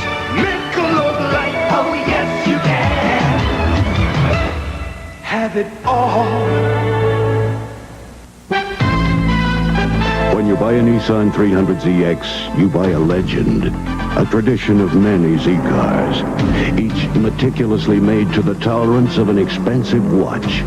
You buy a racing heritage unmatched by any car in its class. But most of all, when you buy a 300ZX, you buy Nissan. For this car expresses what we believe a quality sports car should be. Awesome. The name is Nissan. This 16-year-old may soon find herself on death row. How old do you have to be executed? In one state, the age limit is 10. Tonight on CBS. Texas playing like the top-ranked team that they are with a 58-42 advantage. The All-American team announced this week, and here are some of the members who have played so well as they've had a very busy week in Lexington here in the Bluegrass Country. Cindy Brown, Teresa Edwards, Cammie Etheridge, who's playing in this ball game, Wanda Ford. Continuing on, Cheryl Miller, of course, you expect her to be in there. Lily Mason saw her play Friday. Great open court player. Sue Wicks out of Rutgers. Congratulations to that group. And right now, congratulations are in order for Texas. They are playing an outstanding basketball game. This is the Texas team that I've seen so many times this season playing right on top of their game. Cynthia Cooper, and her shot has just failed her today. Nelson has done some tough work inside. She gets the follow. Now there's one of the adjustments that USC must make, and seems like they are. Going inside, getting the shots, and also paying more attention to offensive boards. Etheridge just gets it out of the pack, and then Cooper comes up with a steal, and Cooper forces the shot, and we're going to have a foul. It's going to go on Cammie Etheridge. There is an example of another adjustment USC must make. They've got to start putting more pressure full court on Texas. And we're going to have a timeout. Timeout is called. 13:47. USC trying to put the pieces back together. It's been all Texas. This weekend, I'm seeing Rondo. I got the Camaro. I'm seeing the folks, so I got a Chevette. My sister's in town this weekend with her kids. You need a big car. For just the right car, ask National for their low weekend rates, starting as low as $21.95 a day for an economy car like the Chevrolet Chevette. For my class reunion, the Cadillac. Weekends, it pays to get national attention. An idea doesn't conform to a 9-to-5 schedule. So at Hewlett-Packard, we're always thinking. Because even though we sell business computing systems, what we really do is solve problems. We never stop asking, what if? Jim? Mike, I've got an idea on that branch office network. What if we connect all the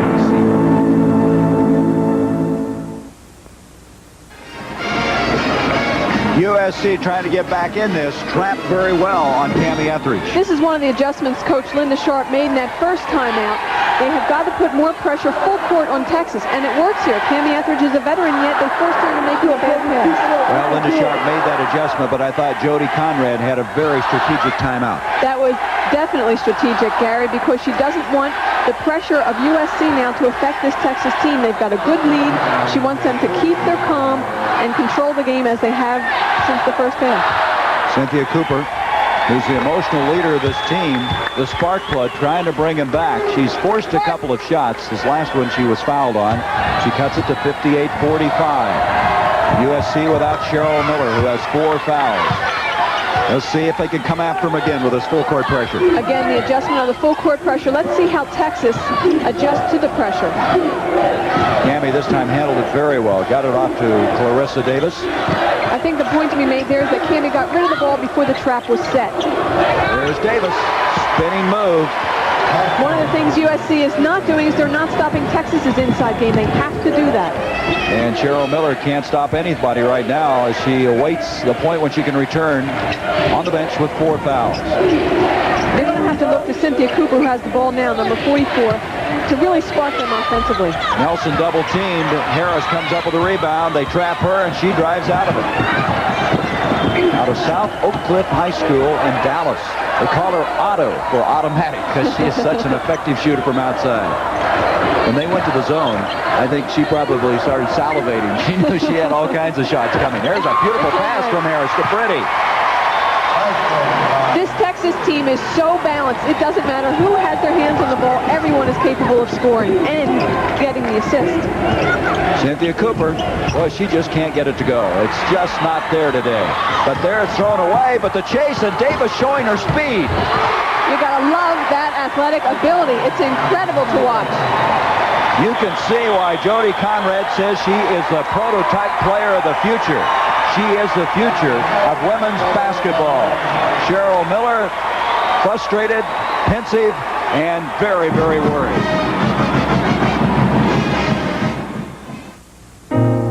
Here's your first child. We want to be there. It's your new house. We want to be there. You're working hard to make your dreams come true. Dean Witter wants to dream them with you. No matter what goals you have in life, when Dean Witter helps plan your investments, you're treated special. Everybody is somebody at Dean Witter. A member of the Sears Financial Network. Who says you can't have it all? Who says you can't love your work and change your pace? Who says you can't have light beer with super premium taste? Michelob Light. Oh, yes, you can. Michelob Light. Oh, yes, you can. Super premium taste and a less filling beer. Michelob Light. Oh, yes, you can. Have it all.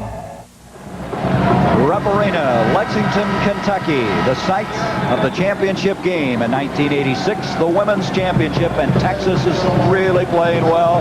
And here is an example of how they've been playing. Clarissa Davis just absolutely tracked this one down and ran by Holly Ford. You could see Fran Harris's eyes get big. She saw Clarissa Davis out ahead of the pack. Look at the reaction on Clarissa Davis. Is she having a good time? Well, look at the bench scoring, and Clarissa has 18 of those 33, Pretty with 9.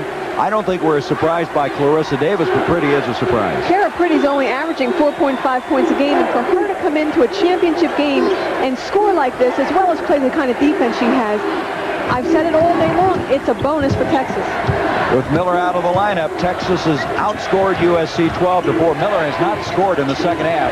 She had 16 in the first, sitting on the sideline with 4. Holly Brown, and she really has a beautiful shot. Good rotation on the ball. Must have learned that from her brother Don, huh? I think she probably learned it herself, Gary. Holly Ford does have an excellent shot, and she needs to be scoring more in this second half if they have any hopes of getting back into this game. 64-48. I don't think Don shoots as well as she does. He was a banger, a defensive player. 12 minutes left in this game. Here is Pretty. She's got the hot hand, and she's trying to go for 10 and 11 there, and Nelson saved it. Nope, she did not. I think she stepped out.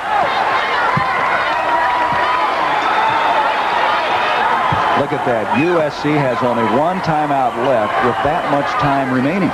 Even if they are able to bring the deficit closer, they need those timeouts strategically. Here comes Cheryl Miller, Gary. And Harris missing and tried to follow, commits a foul, and as you mentioned, here comes CM, now Cheryl Miller. Let's see if Texas goes right at Cheryl and tries to get her out of the game right away. You know, she's fouled out, what, once this year? I think that's right, only one time. And so it'll be interesting to see if she can play with 4, with still 11:49 left in this game. She's talking to each one of her teammates right now, trying to let them know what needs to be done. They need a teamwork effort here. It can't be an individual effort. And if Cheryl tries to do that, she'll be out of this game with her 5th foul. She's meant so much to the sport and to the United States. She was on that gold medal winning team in Los Angeles, 2 national championships, 4-time All-American, 2nd ever in the history of this game. Ann Myers is the other. And that is going to be... Whose basketball is it? Now, wait a minute. Bob Olson's going to confer with his partner out there, and they're going to award the ball to USC. A little discussion going on there. First, he pointed Texas's way. I think Linda Sharp, the USC coach, not only wanted a foul, but at least the ball out of bounds. And to Holly Ford, she'll bring it out to Cooper. 64-48. Texas, 11:42 left. This is for the title. Cheryl Miller scoreless in the second half. Can't get that one. Pretty gets a rebound. Looks like Cheryl might try to do it all herself, at least offensively down there. Let's see how poised she is on defense. That's going to be key. Boy, it must be frustrating for her to have such a great career and to have such a difficult afternoon. Here's Beverly Williams. She just moved it in beautifully. Very smart move, and she had an easy jump shot. It seems like they're playing some kind of junk defense, like a diamond and 1, with the 1 on Fran Harris to prevent her from scoring outside. Sure didn't bother Williams, did it? No, it certainly Here is didn't. Nelson, and Pretty made it a tough shot at best, but Nelson now with 11 points. Sherry's played a strong game. Here comes Williams. Williams has just great feet. Look at that pass to Pretty. Williams does some things out there. In fact, Conrad's saying she doesn't know how good she is sometimes. She is so good, and this transition game, Gary, is so good. There's Cooper on the move. USC, though, cannot trade baskets. They've got to start making some inroads on this deficit. They trail 68-52, 10.5 to go. Gary, USC is tired. They can't put the pressure on full court the way they need to be able to cut this deficit. They're getting the ball inside beautifully. Miller comes out with a rebound. Here she comes. She'll pull it out. Off it goes to Holly Ford, and Ford gets it. Now, here is the beginnings, maybe, of a comeback. USC able to convert 2 baskets in a hurry, and here comes Williams to the other end. Etheridge into Davis. Spinning move on Nelson. Nelson, good defense on the play. Miller with the rebound. Cheryl's trying somehow to bring this team back. Nice pass to Cooper. And all of a sudden, the women of Troy have cut it to 12. Williams at the other end. And you talk about an action-packed game going from baseline to baseline, and Williams is exhausted as she gets up. That'll be a foul on Williams, by the way, her 4th. Cheryl Miller came in and really sparked this team offensively and defensively. She's not trying to do it all offensively, as I mentioned earlier. She dished off there wisely for the transition basket. She just might be able to bring this team back, Gary. Well, the basket did count, but it was a foul on Williams, her 4th. It's 70-56 as Nelson will go to the line. One of the things that Texas is allowing USC to do right now is get into their transition. We haven't seen USC's transition since the beginning of this game. Now, all of a sudden, with this comeback, there it is again. Well, you wonder. I thought you made a good point. Can USC have enough stamina to stay at this tempo, even though they would like to run? No, if they start running back and forth with the full court pressure they have to put on, this Texas team isn't even breathing hard. Sherry Nelson gets both free throws to go. That's it back to 12 again with 9:51. Tammy Etheridge, such superb shape. She's been a triathlete. In fact, quite a story about her. On the bicycle end of it, she was able to ride a bicycle 9 miles with a flat tire to finish. And here is Andrea Lloyd. She forced the shot. Miller bringing it out. 3-on-1. Beautiful pass to Cooper. Texas needs a timeout, Gary. It's a 10-point game. It's a 10-point game. Texas has got to get a timeout here. USC has just snatched the momentum right away from them. Look who is responsible for it. Cheryl Miller is coming on and coming on strong. There was a foul on this also. I did not spot it initially, but Fran Harris was whistled for a foul. Here comes Miller. It's Miller time as she gets it off to Cooper, and they call a foul on Harris at the end of the play, her fourth. It is an automotive advance whose time has come. The Mercedes-Benz Supplemental Restraint System, SRS. In a severe frontal impact, a driver's side airbag and emergency tensioning retractors in both front seatbelts supplement 3-point seatbelt restraint. All in a fraction of a second. SRS, only from Mercedes-Benz. And now standard equipment on every Mercedes-Benz for 1986. Dear, beloved Uncle Dwight. He certainly had a lot of friends. Pruitts drove all the way from Alaska. What? Alaska. Oh, Alaska. I counted license plates from 18 different states. Hey, Earl, what kind of motor oil do you use? Motor oil is motor oil. What? Motor oil is motor oil. Oh, yes, he is. Motor oil definitely is not motor oil. 4-cylinder cars work harder and need specially formulated Valvoline 4-guard. Don't drive your car to an early grave. Texas led by 18 in the second half. Been cut to 10, and one of the major reasons is Cheryl Miller. She hasn't scored, but she's done everything else. She's had 3 assists and 4 rebounds since returning from the bench. She's really lighting up their offense. The one concern I would have at this point, Cheryl Miller got a rest because she sat out for so long. Can the rest of her players run with her this entire second half with 9:30 to go? And remember, Cheryl playing with 4 fouls. At the free throw line as Cooper completes a 3-point play, and this is the closest they've been in a long time. 9. What a great comeback. It looked like Texas is going to put the lid on this one, and all of a sudden, Miller comes in, and it becomes a different game almost instantaneously. Look at the way Miller is also playing help defense right now. She's doing it all. And remember, with 4 fouls, the thing she can't do is foul out right now, as Lloyd will kick it out to Etheridge. Good defense by the women of Troy. There's Harris. Bad shot, but it's rebounded by Etheridge. Lucky break for the Lady Longhorns. Off it comes to Lloyd. Left-handed shot. Inside Wimpish. And that'll count, and she's fouled. That's key for Texas, and I'll tell you why. Because although the momentum shifted to USC, they're still doing fundamental things correctly. Rebounding position is key, and this is what Yolanda Wimbish did right here. The shot goes up by Andy Lloyd. Good shot. Look at the position Wimbish has. She takes it back up strong without hesitation. That's fundamental basketball. Mimi, that is such a momentum stopper. You're coming back, and they get chance after chance, and finally come away now with possibly a 3-point play. No, Wimbish missed it. A foul was on Cooper moment ago. Sir, we have a lane violation against Cheryl Miller, so she'll be able to shoot another free throw. But when you really put out such great effort and you cut it down, that is it just knocks you flat when you have that many opportunities to score. Well, I'll tell you what, each of these players has 8 minutes and 53 seconds left in this season. I don't think they're going to let I would hope that they wouldn't let being tired stop them, but sometimes it has to. You just run out of gas. The mind is willing, but the body won't go sometimes, huh? 73-61. Here's Cheryl trying to create something. Very tough shot. Doesn't go for it. Andrea Lloyd kicks it down. Etheridge is by herself. Now, that is not the kind of shot Cheryl Miller wants to take. That's what we saw her doing earlier. She doesn't want to force a shot like that. Continue to do what she did when she first came back into the game. Pass off, create offensive opportunities. Miller has not scored in the second half. She had 16 in the first half. Here is Nelson, and she walked to the ball. Kara Pretty, you can't say enough about Kara Pretty. She is having the game of her life. If she's a senior, it's the last game of her career. What a nice way to end. The enforcer, and she certainly has enforced her defensive play. Lloyd at the 8:05 mark to Pretty. And a foul will go on Karen Howell. Howell coming around from behind, committing her first.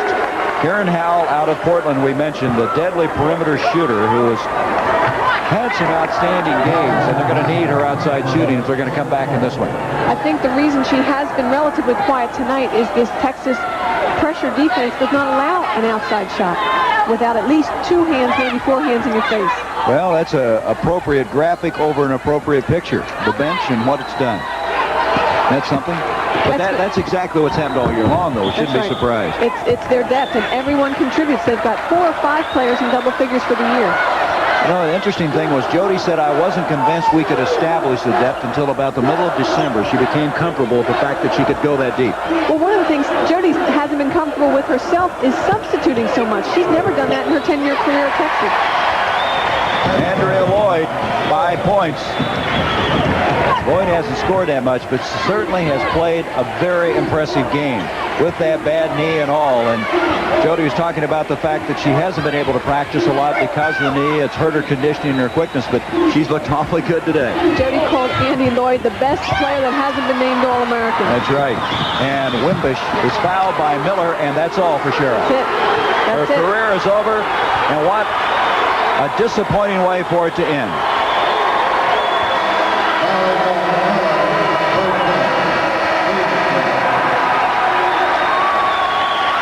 You're going to see a lot of respect right now, Gary, from the fans in this arena as well as the players on the floor. Standing ovation.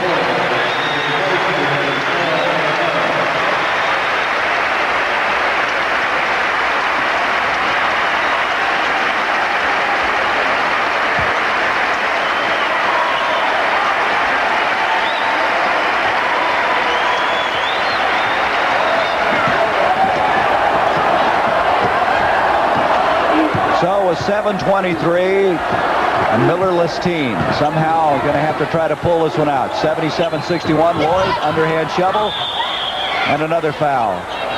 Let's go back to this 5th and final foul that ended the career of the finest woman to play this game. Not a smart move, really, on Cheryl's part. In the open floor, that's not where you want to get your 5th foul. Maybe fighting for a rebound or going in for a shot, but not on the open floor like that. But she's diving for the ball just as she's done the entire 4 years at USC. She never gives up. The intensity is there every second she's in the game. Well, there's a lot of talk about her future, what she wants to do as a model. She's been in the radio television business, working at USC for a degree there, and obviously very, very disappointed. She really almost brought this team back and doing things that you said she needed to. Then again, she fell right back into what she was doing wrong in that first half and fouled out. That's right. The one outside shot that she forced, and then it just took her completely out of what she started to do for this team. A little over 7 minutes to go. And Texas is trying to cap off an undefeated season. Cynthia Cooper has played a much stronger second half. Tough shot, able to get it to go. Now, Texas can't let down. This is an important point to make right now. This is not over for Texas. They've got to continue to play the way they've played for the first half and the beginning of this second half. 20 points for Cooper. Boy, this is a physically demanding game. Here's Etheridge on the move. And they're going to track down a foul. Looks like Sherry Nelson, and that would be 4 on Nelson. Etheridge getting up very slowly. She is shaken up. We mentioned Cammie and her triathlon experience and riding on that flat tire, and she talked about the fact that, you know, there's been an awful lot of pressure this year, that sometimes it hasn't been as enjoyable being number 1 all year long and people expecting so much. Look at the kind of day she's had today. Look at the rebounds. She's a point guard, Gary. She's got 6 rebounds and 9 assists, which is well above her average for an entire game. Mimi, I think it speaks well to be an All-American and only average 5 points a game. That shows you what she contributes in other areas. Well, you know, Cammie was a scorer in high school, and she had to completely change her role when she came to Texas. They asked her to run the show, not necessarily scoring offensively, but just directing everyone else. She gets a roll. Three-time All-Southwest Conference as Cheryl Miller looks on and has to be going through all types of emotions right now. They talk about Cammie's being an extension of Jody. In other words, she absolutely is her alter ego out there, does the things that Jody says I don't even have to tell her about. And there is another foul, and it's going to go on Cooper, who thought she had a clean block. She rocketed that one back, didn't she? That's 4 on Cynthia. She's looking for a little bit of assist there from the other ref. She can't believe it. We're going to have to check the totals on fouls in this game. Is there a record for fouls in the women's basketball game? I'm a rookie here. You got to help me out. If there is, I don't know about it, Gary. We may be approaching it. Here's Clarissa Davis. 79-64. You know, you look at Clarissa Davis, and if you were Jody Conrad, you've got to be excited about next year's possibilities. Wow. Well, everybody said, can Texas win the big one? I think they're going to put that aside. They were ranked number 1 the last 3 years, but not able to get to the Final Four the last 2, and there were people saying, hey, they do well in the regular season. What happens in tournament play? Well, they're putting that behind them right now.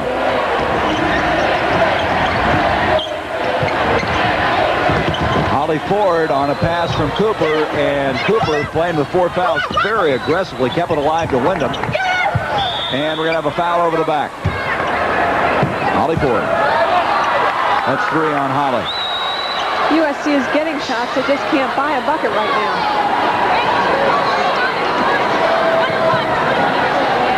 And so we'll go to the other end with 6:16 left.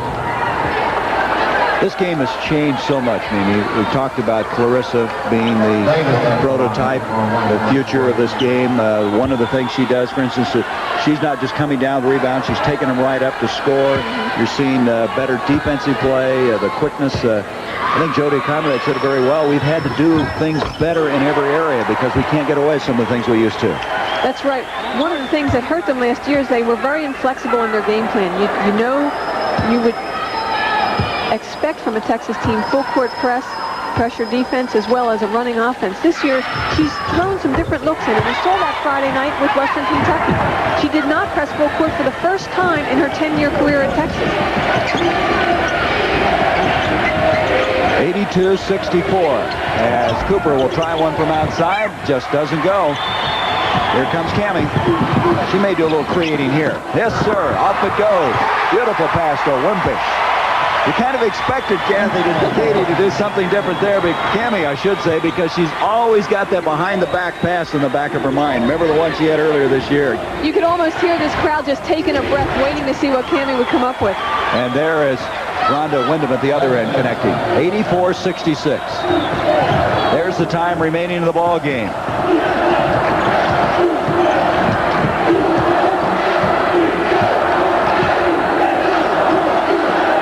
And it goes to Pretty, and Pretty backs in, and rebound Davis. Karen Howe will bring it down. Nice lead pass to Cooper. Again, USC at moments has really run the break effectively. Cooper now with 22 points. They just can't keep it up because of they are just so tired right now. The full court pressure, you can see Rhonda Wyndham just jogging down the floor. There's Pretty, and she's in double figures. Who is that girl? She has really been a surprise story in this game. I know Coach Conrad has got to be happy with Kara's performance today because she just thinks Kara works harder than anybody, and is glad to see it pay off. And she's leaving now. Kara Pretty leaves as Annette Smith comes in to replace her. There she is. What a way for her to end her career with 15 points in this game and outstanding defensive effort inside. She has really been tough. With all the work that this Texas team puts in and day out for the past 4 years, it's a tremendous way to end the year. Pays off for all that hard work. Howe on a behind-the-back reach-in attempt commits a foul as Hemphill comes in. There's Kara Pretty, the one that you were talking about. On the other end, it's not as happy a bench, and certainly Cheryl Miller would like to have ended her career in a different manner, not just individually, but of course team-wise too. One of the points I'd like to make about Cheryl, especially in the second half of this season, that speaks to the maturity of her as a player. She's really started to include the rest of her teammates in the game, and that's why they were so successful. She included them in every way, scoring, passing, rebounding, And because of that, they're here in the final game today. But it must be frustrating to win it as a freshman and sophomore and then not even get to the Final Four as a junior and then get to the final game and not be able to win it. Wyndham on the break. Don't forget, immediately following this, final round coverage of the TPC. 4:19 left in it. Are you surprised? No, we talked earlier, Captain. I think I predicted this. You did, and the interesting thing to me is that everybody thought that Texas was coming in here as the team with all the pressure, that they play tight, but it wasn't that way today. It's entirely opposite. The pressure was at the regional level. They had never made it past regionals before, Gary, and when they had that very tight game against Ole Miss and won that, it really took a lot of pressure off, although I do think they played tight in the semifinal game Friday night. Today, there isn't a sign of that tightness. Well, they're going to hook 'em horns, and, of course, people back in Austin are going to be very proud of this Lady Longhorn team. See Campbell even smiling as she fires the ball up the floor. 91-76, that's a lot of points. You know, this year Texas won by a margin of over 27 a game. I mean, they have dominated. They've had absolutely statistically every advantage, it seems. Gary, the interesting point about that, the domination and the differential in score, is they've also played the toughest schedule in the nation. That's an incredible tribute to this team. Well, you know, the first game that they played this year, very similar score starting to occur here. You know, it was 94-78, and it's 93-76 right now. Almost similar scores. I think many people thought that playing down in Austin would have made the difference, but it doesn't seem to make any difference to this Texas team. I knew the seniors on this team weren't going to let this pass by. This team has been developed over what's occurred the past 3 years. First with the injuries 2 years ago, last year the loss to Western Kentucky, and now all the pressure that they've had to endure this season. Cooper scores. Williams has committed the foul. And she is fouled out of the ball game as Beverly Williams, just a sophomore. You'll see her returning. Her career is not over. Her season is. But it's 93-78 with 2:37 left in this game. And the ladies from the Lone Star State have had things their way. A typical day with the station wagon, except one thing's changed. The station wagon.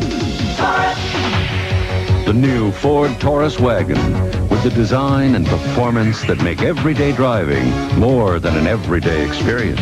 Taurus, now there's an American car that has exactly what we've been looking for. Taurus, Taurus, Taurus. Have you driven a Ford lately?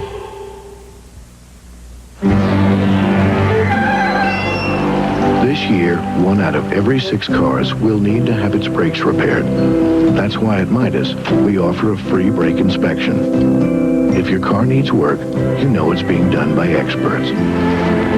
500,000 people a year have their brakes fixed at Midas, and we're glad to have the business. But more important, we appreciate the trust. Trust the Midas touch. 93-78 with 2:37 left in this title game from Lexington, Kentucky in Rupp Arena, and the state flag of Texas waving very proudly in the background, as well it should. The committee, the women's basketball committee, is a real joy to work with, and they have been diligently working this week. As you see, some of the members, John Kasser, who is the athletic director at Cal State Long Beach, he was quite a basketball player at one time. People who we have enjoyed very much working with, and I can't tell you how hard they've worked. They were up one morning until 2 o'clock trying to decide what they wanted to do as far as decisions were concerned. You're also looking at Vern Gardner, Susie Pembroke Jones, and there's Nora Lynn Finch, who is the chair in the red blouse. And I'll tell you what, she runs a very tight ship. She has this group whipped into order, I'll tell you. They call her Mother Superior because we're disciplined. You said that, not me. But I just want to thank that committee. It's been a real pleasure working with them. Started with a pairing show back in Kansas City, and now we're down to the last 2.5 minutes of this season. 93-79. Tammy Etheridge hasn't scored a lot, but she's done everything else. Texas in no hurry, obviously. You know, the shot clock hasn't even been a factor today, has it? No, not with two transition teams. It usually doesn't come into effect. Winding it down now to 9. Davis will kick it back out. As coming into the ball game for the first time is Audrey Smith, Annette's sister. And here we go to the other end. Kaylin Wright. Kaylin Wright, a sophomore out of Fresno, with 2 minutes left now in the game. Don't forget now, we're a little bit late in joining it, but we'll get there as soon as this one's over. We'll be going to the Tournament Players Championship. See if Larry Mize can hang on to that lead. A sensational round yesterday. Texas really needs to just use the clock right now to their advantage. There's 10 seconds on the shot clock. Working inside for a good shot.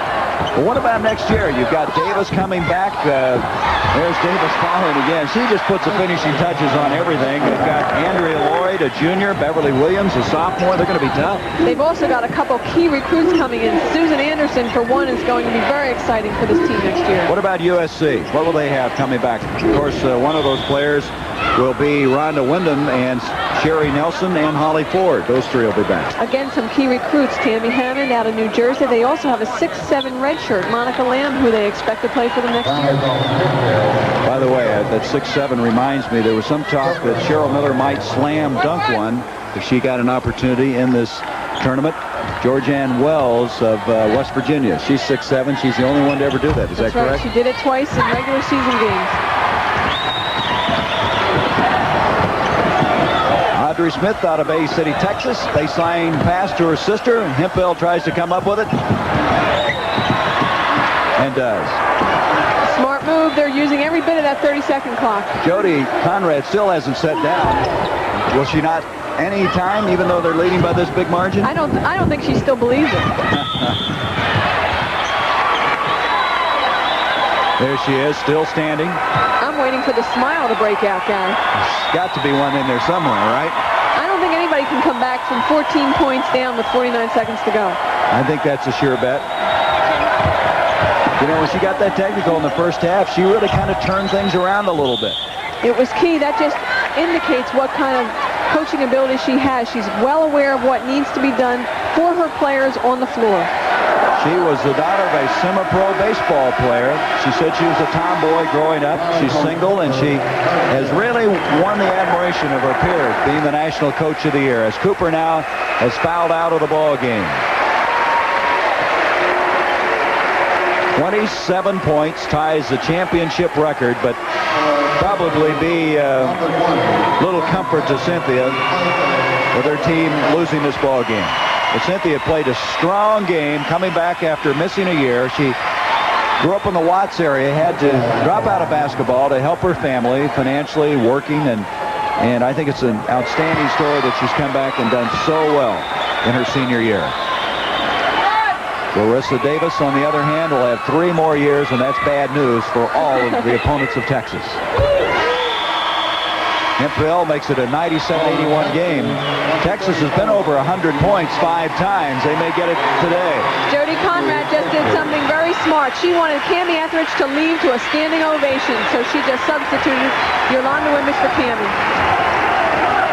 Cammie's got a great personality. She was delightful to talk to yesterday in the press conference. Here's how, and she can hit those from outside. Great range. So we have 30 seconds left in the title game. What a performance by Texas. Ooh, hitting the deck hard was Fran Harris. And Ed Smith out to Audrey, her sister, and didn't get it. Here's Pyers out of Tucson. Paula Pyers, a sophomore. And losing the basketball is Kaylin Wright. You know, I don't think Jody smiles yet over there. I've been watching Mimi, and she's still very intent. Now she's going down there, and some congratulations. She's down hugging Cammie. I think the emotion you're going to see from this team after this game will be more than worth 1,000 words. And here it is. Texas has won their first national championship.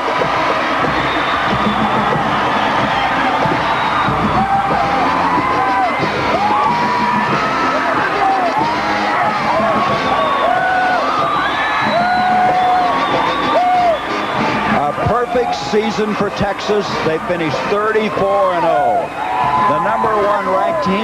beginning to end, winning their first NCAA championship and becoming the first NCAA team to end the season undefeated. Can Texas win the big one? You bet they can. They just did it.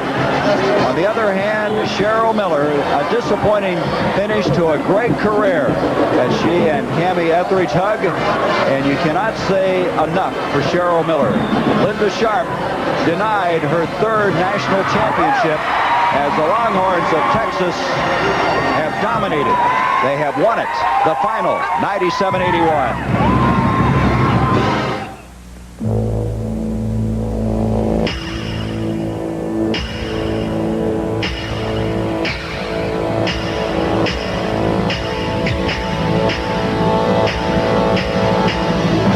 Whatever you want to lock in, lock out, lock up, or lock down. Remember, master locks are tough under tough conditions, tough under pressure, tough under fire. It took me totally by surprise. The other day, some guy asked me how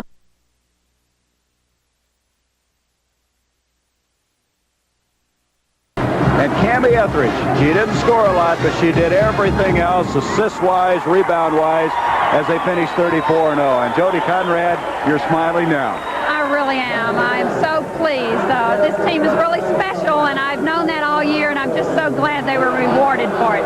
The key to the game? I think the key to the game is hard to identify, but I'd have to say Kara Pretty's my hero. Wasn't she something? She had 15 points, and she was a force inside. Kara is that kind of player who's been on the bench a lot, who has sat and been in a supporting role. But the game on Friday and tonight, she came to play. I heard her say today, they said, this is Cheryl Miller's last game. She's a senior, and Kara said, I'm a senior too. I'm going to play too. You know, you've been ranked #1 for 3 years, and people are saying, hey, can the Lady Longhorns win the big one? Well, you put that behind you. Well, I think that's a bum rap. I think we've had the hardest draw in NCAA championships in terms of getting here. But we got here, we played well, and I don't think I've seen too many teams that are better than this one. 34-0, what can you do for an encore? That's perfect, and you strive for perfection, and we're going to enjoy it. Congratulations, Jody. Thanks. A delightful woman and a delightful victory here for the Lady Longhorns as they finish 34-0. Their victory today, 97-81. The TPC to follow. Final round coverage. We want to thank the Women's Basketball Committee for the outstanding job they have done as this 1986 season has come to a close. And here are the faces of the 12 players who led the Lady Longhorns to victory. An impressive victory that probably was as impressive as any in the history of the women's basketball tournament. A 97-81 victory. It's been an outstanding tournament. Congratulations to Texas as well as to USC. USC finishing the year at 31-5. And, of course, the career has ended for Cheryl Miller. For Mimi Griffin, I'm Gary Bender saying so long, everybody.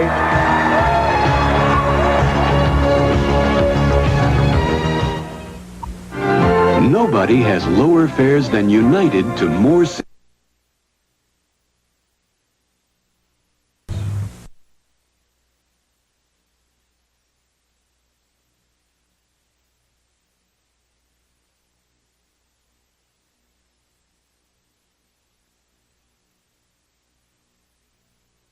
win of his life as we bring you the final round of the Tournament Players Championship coming up live.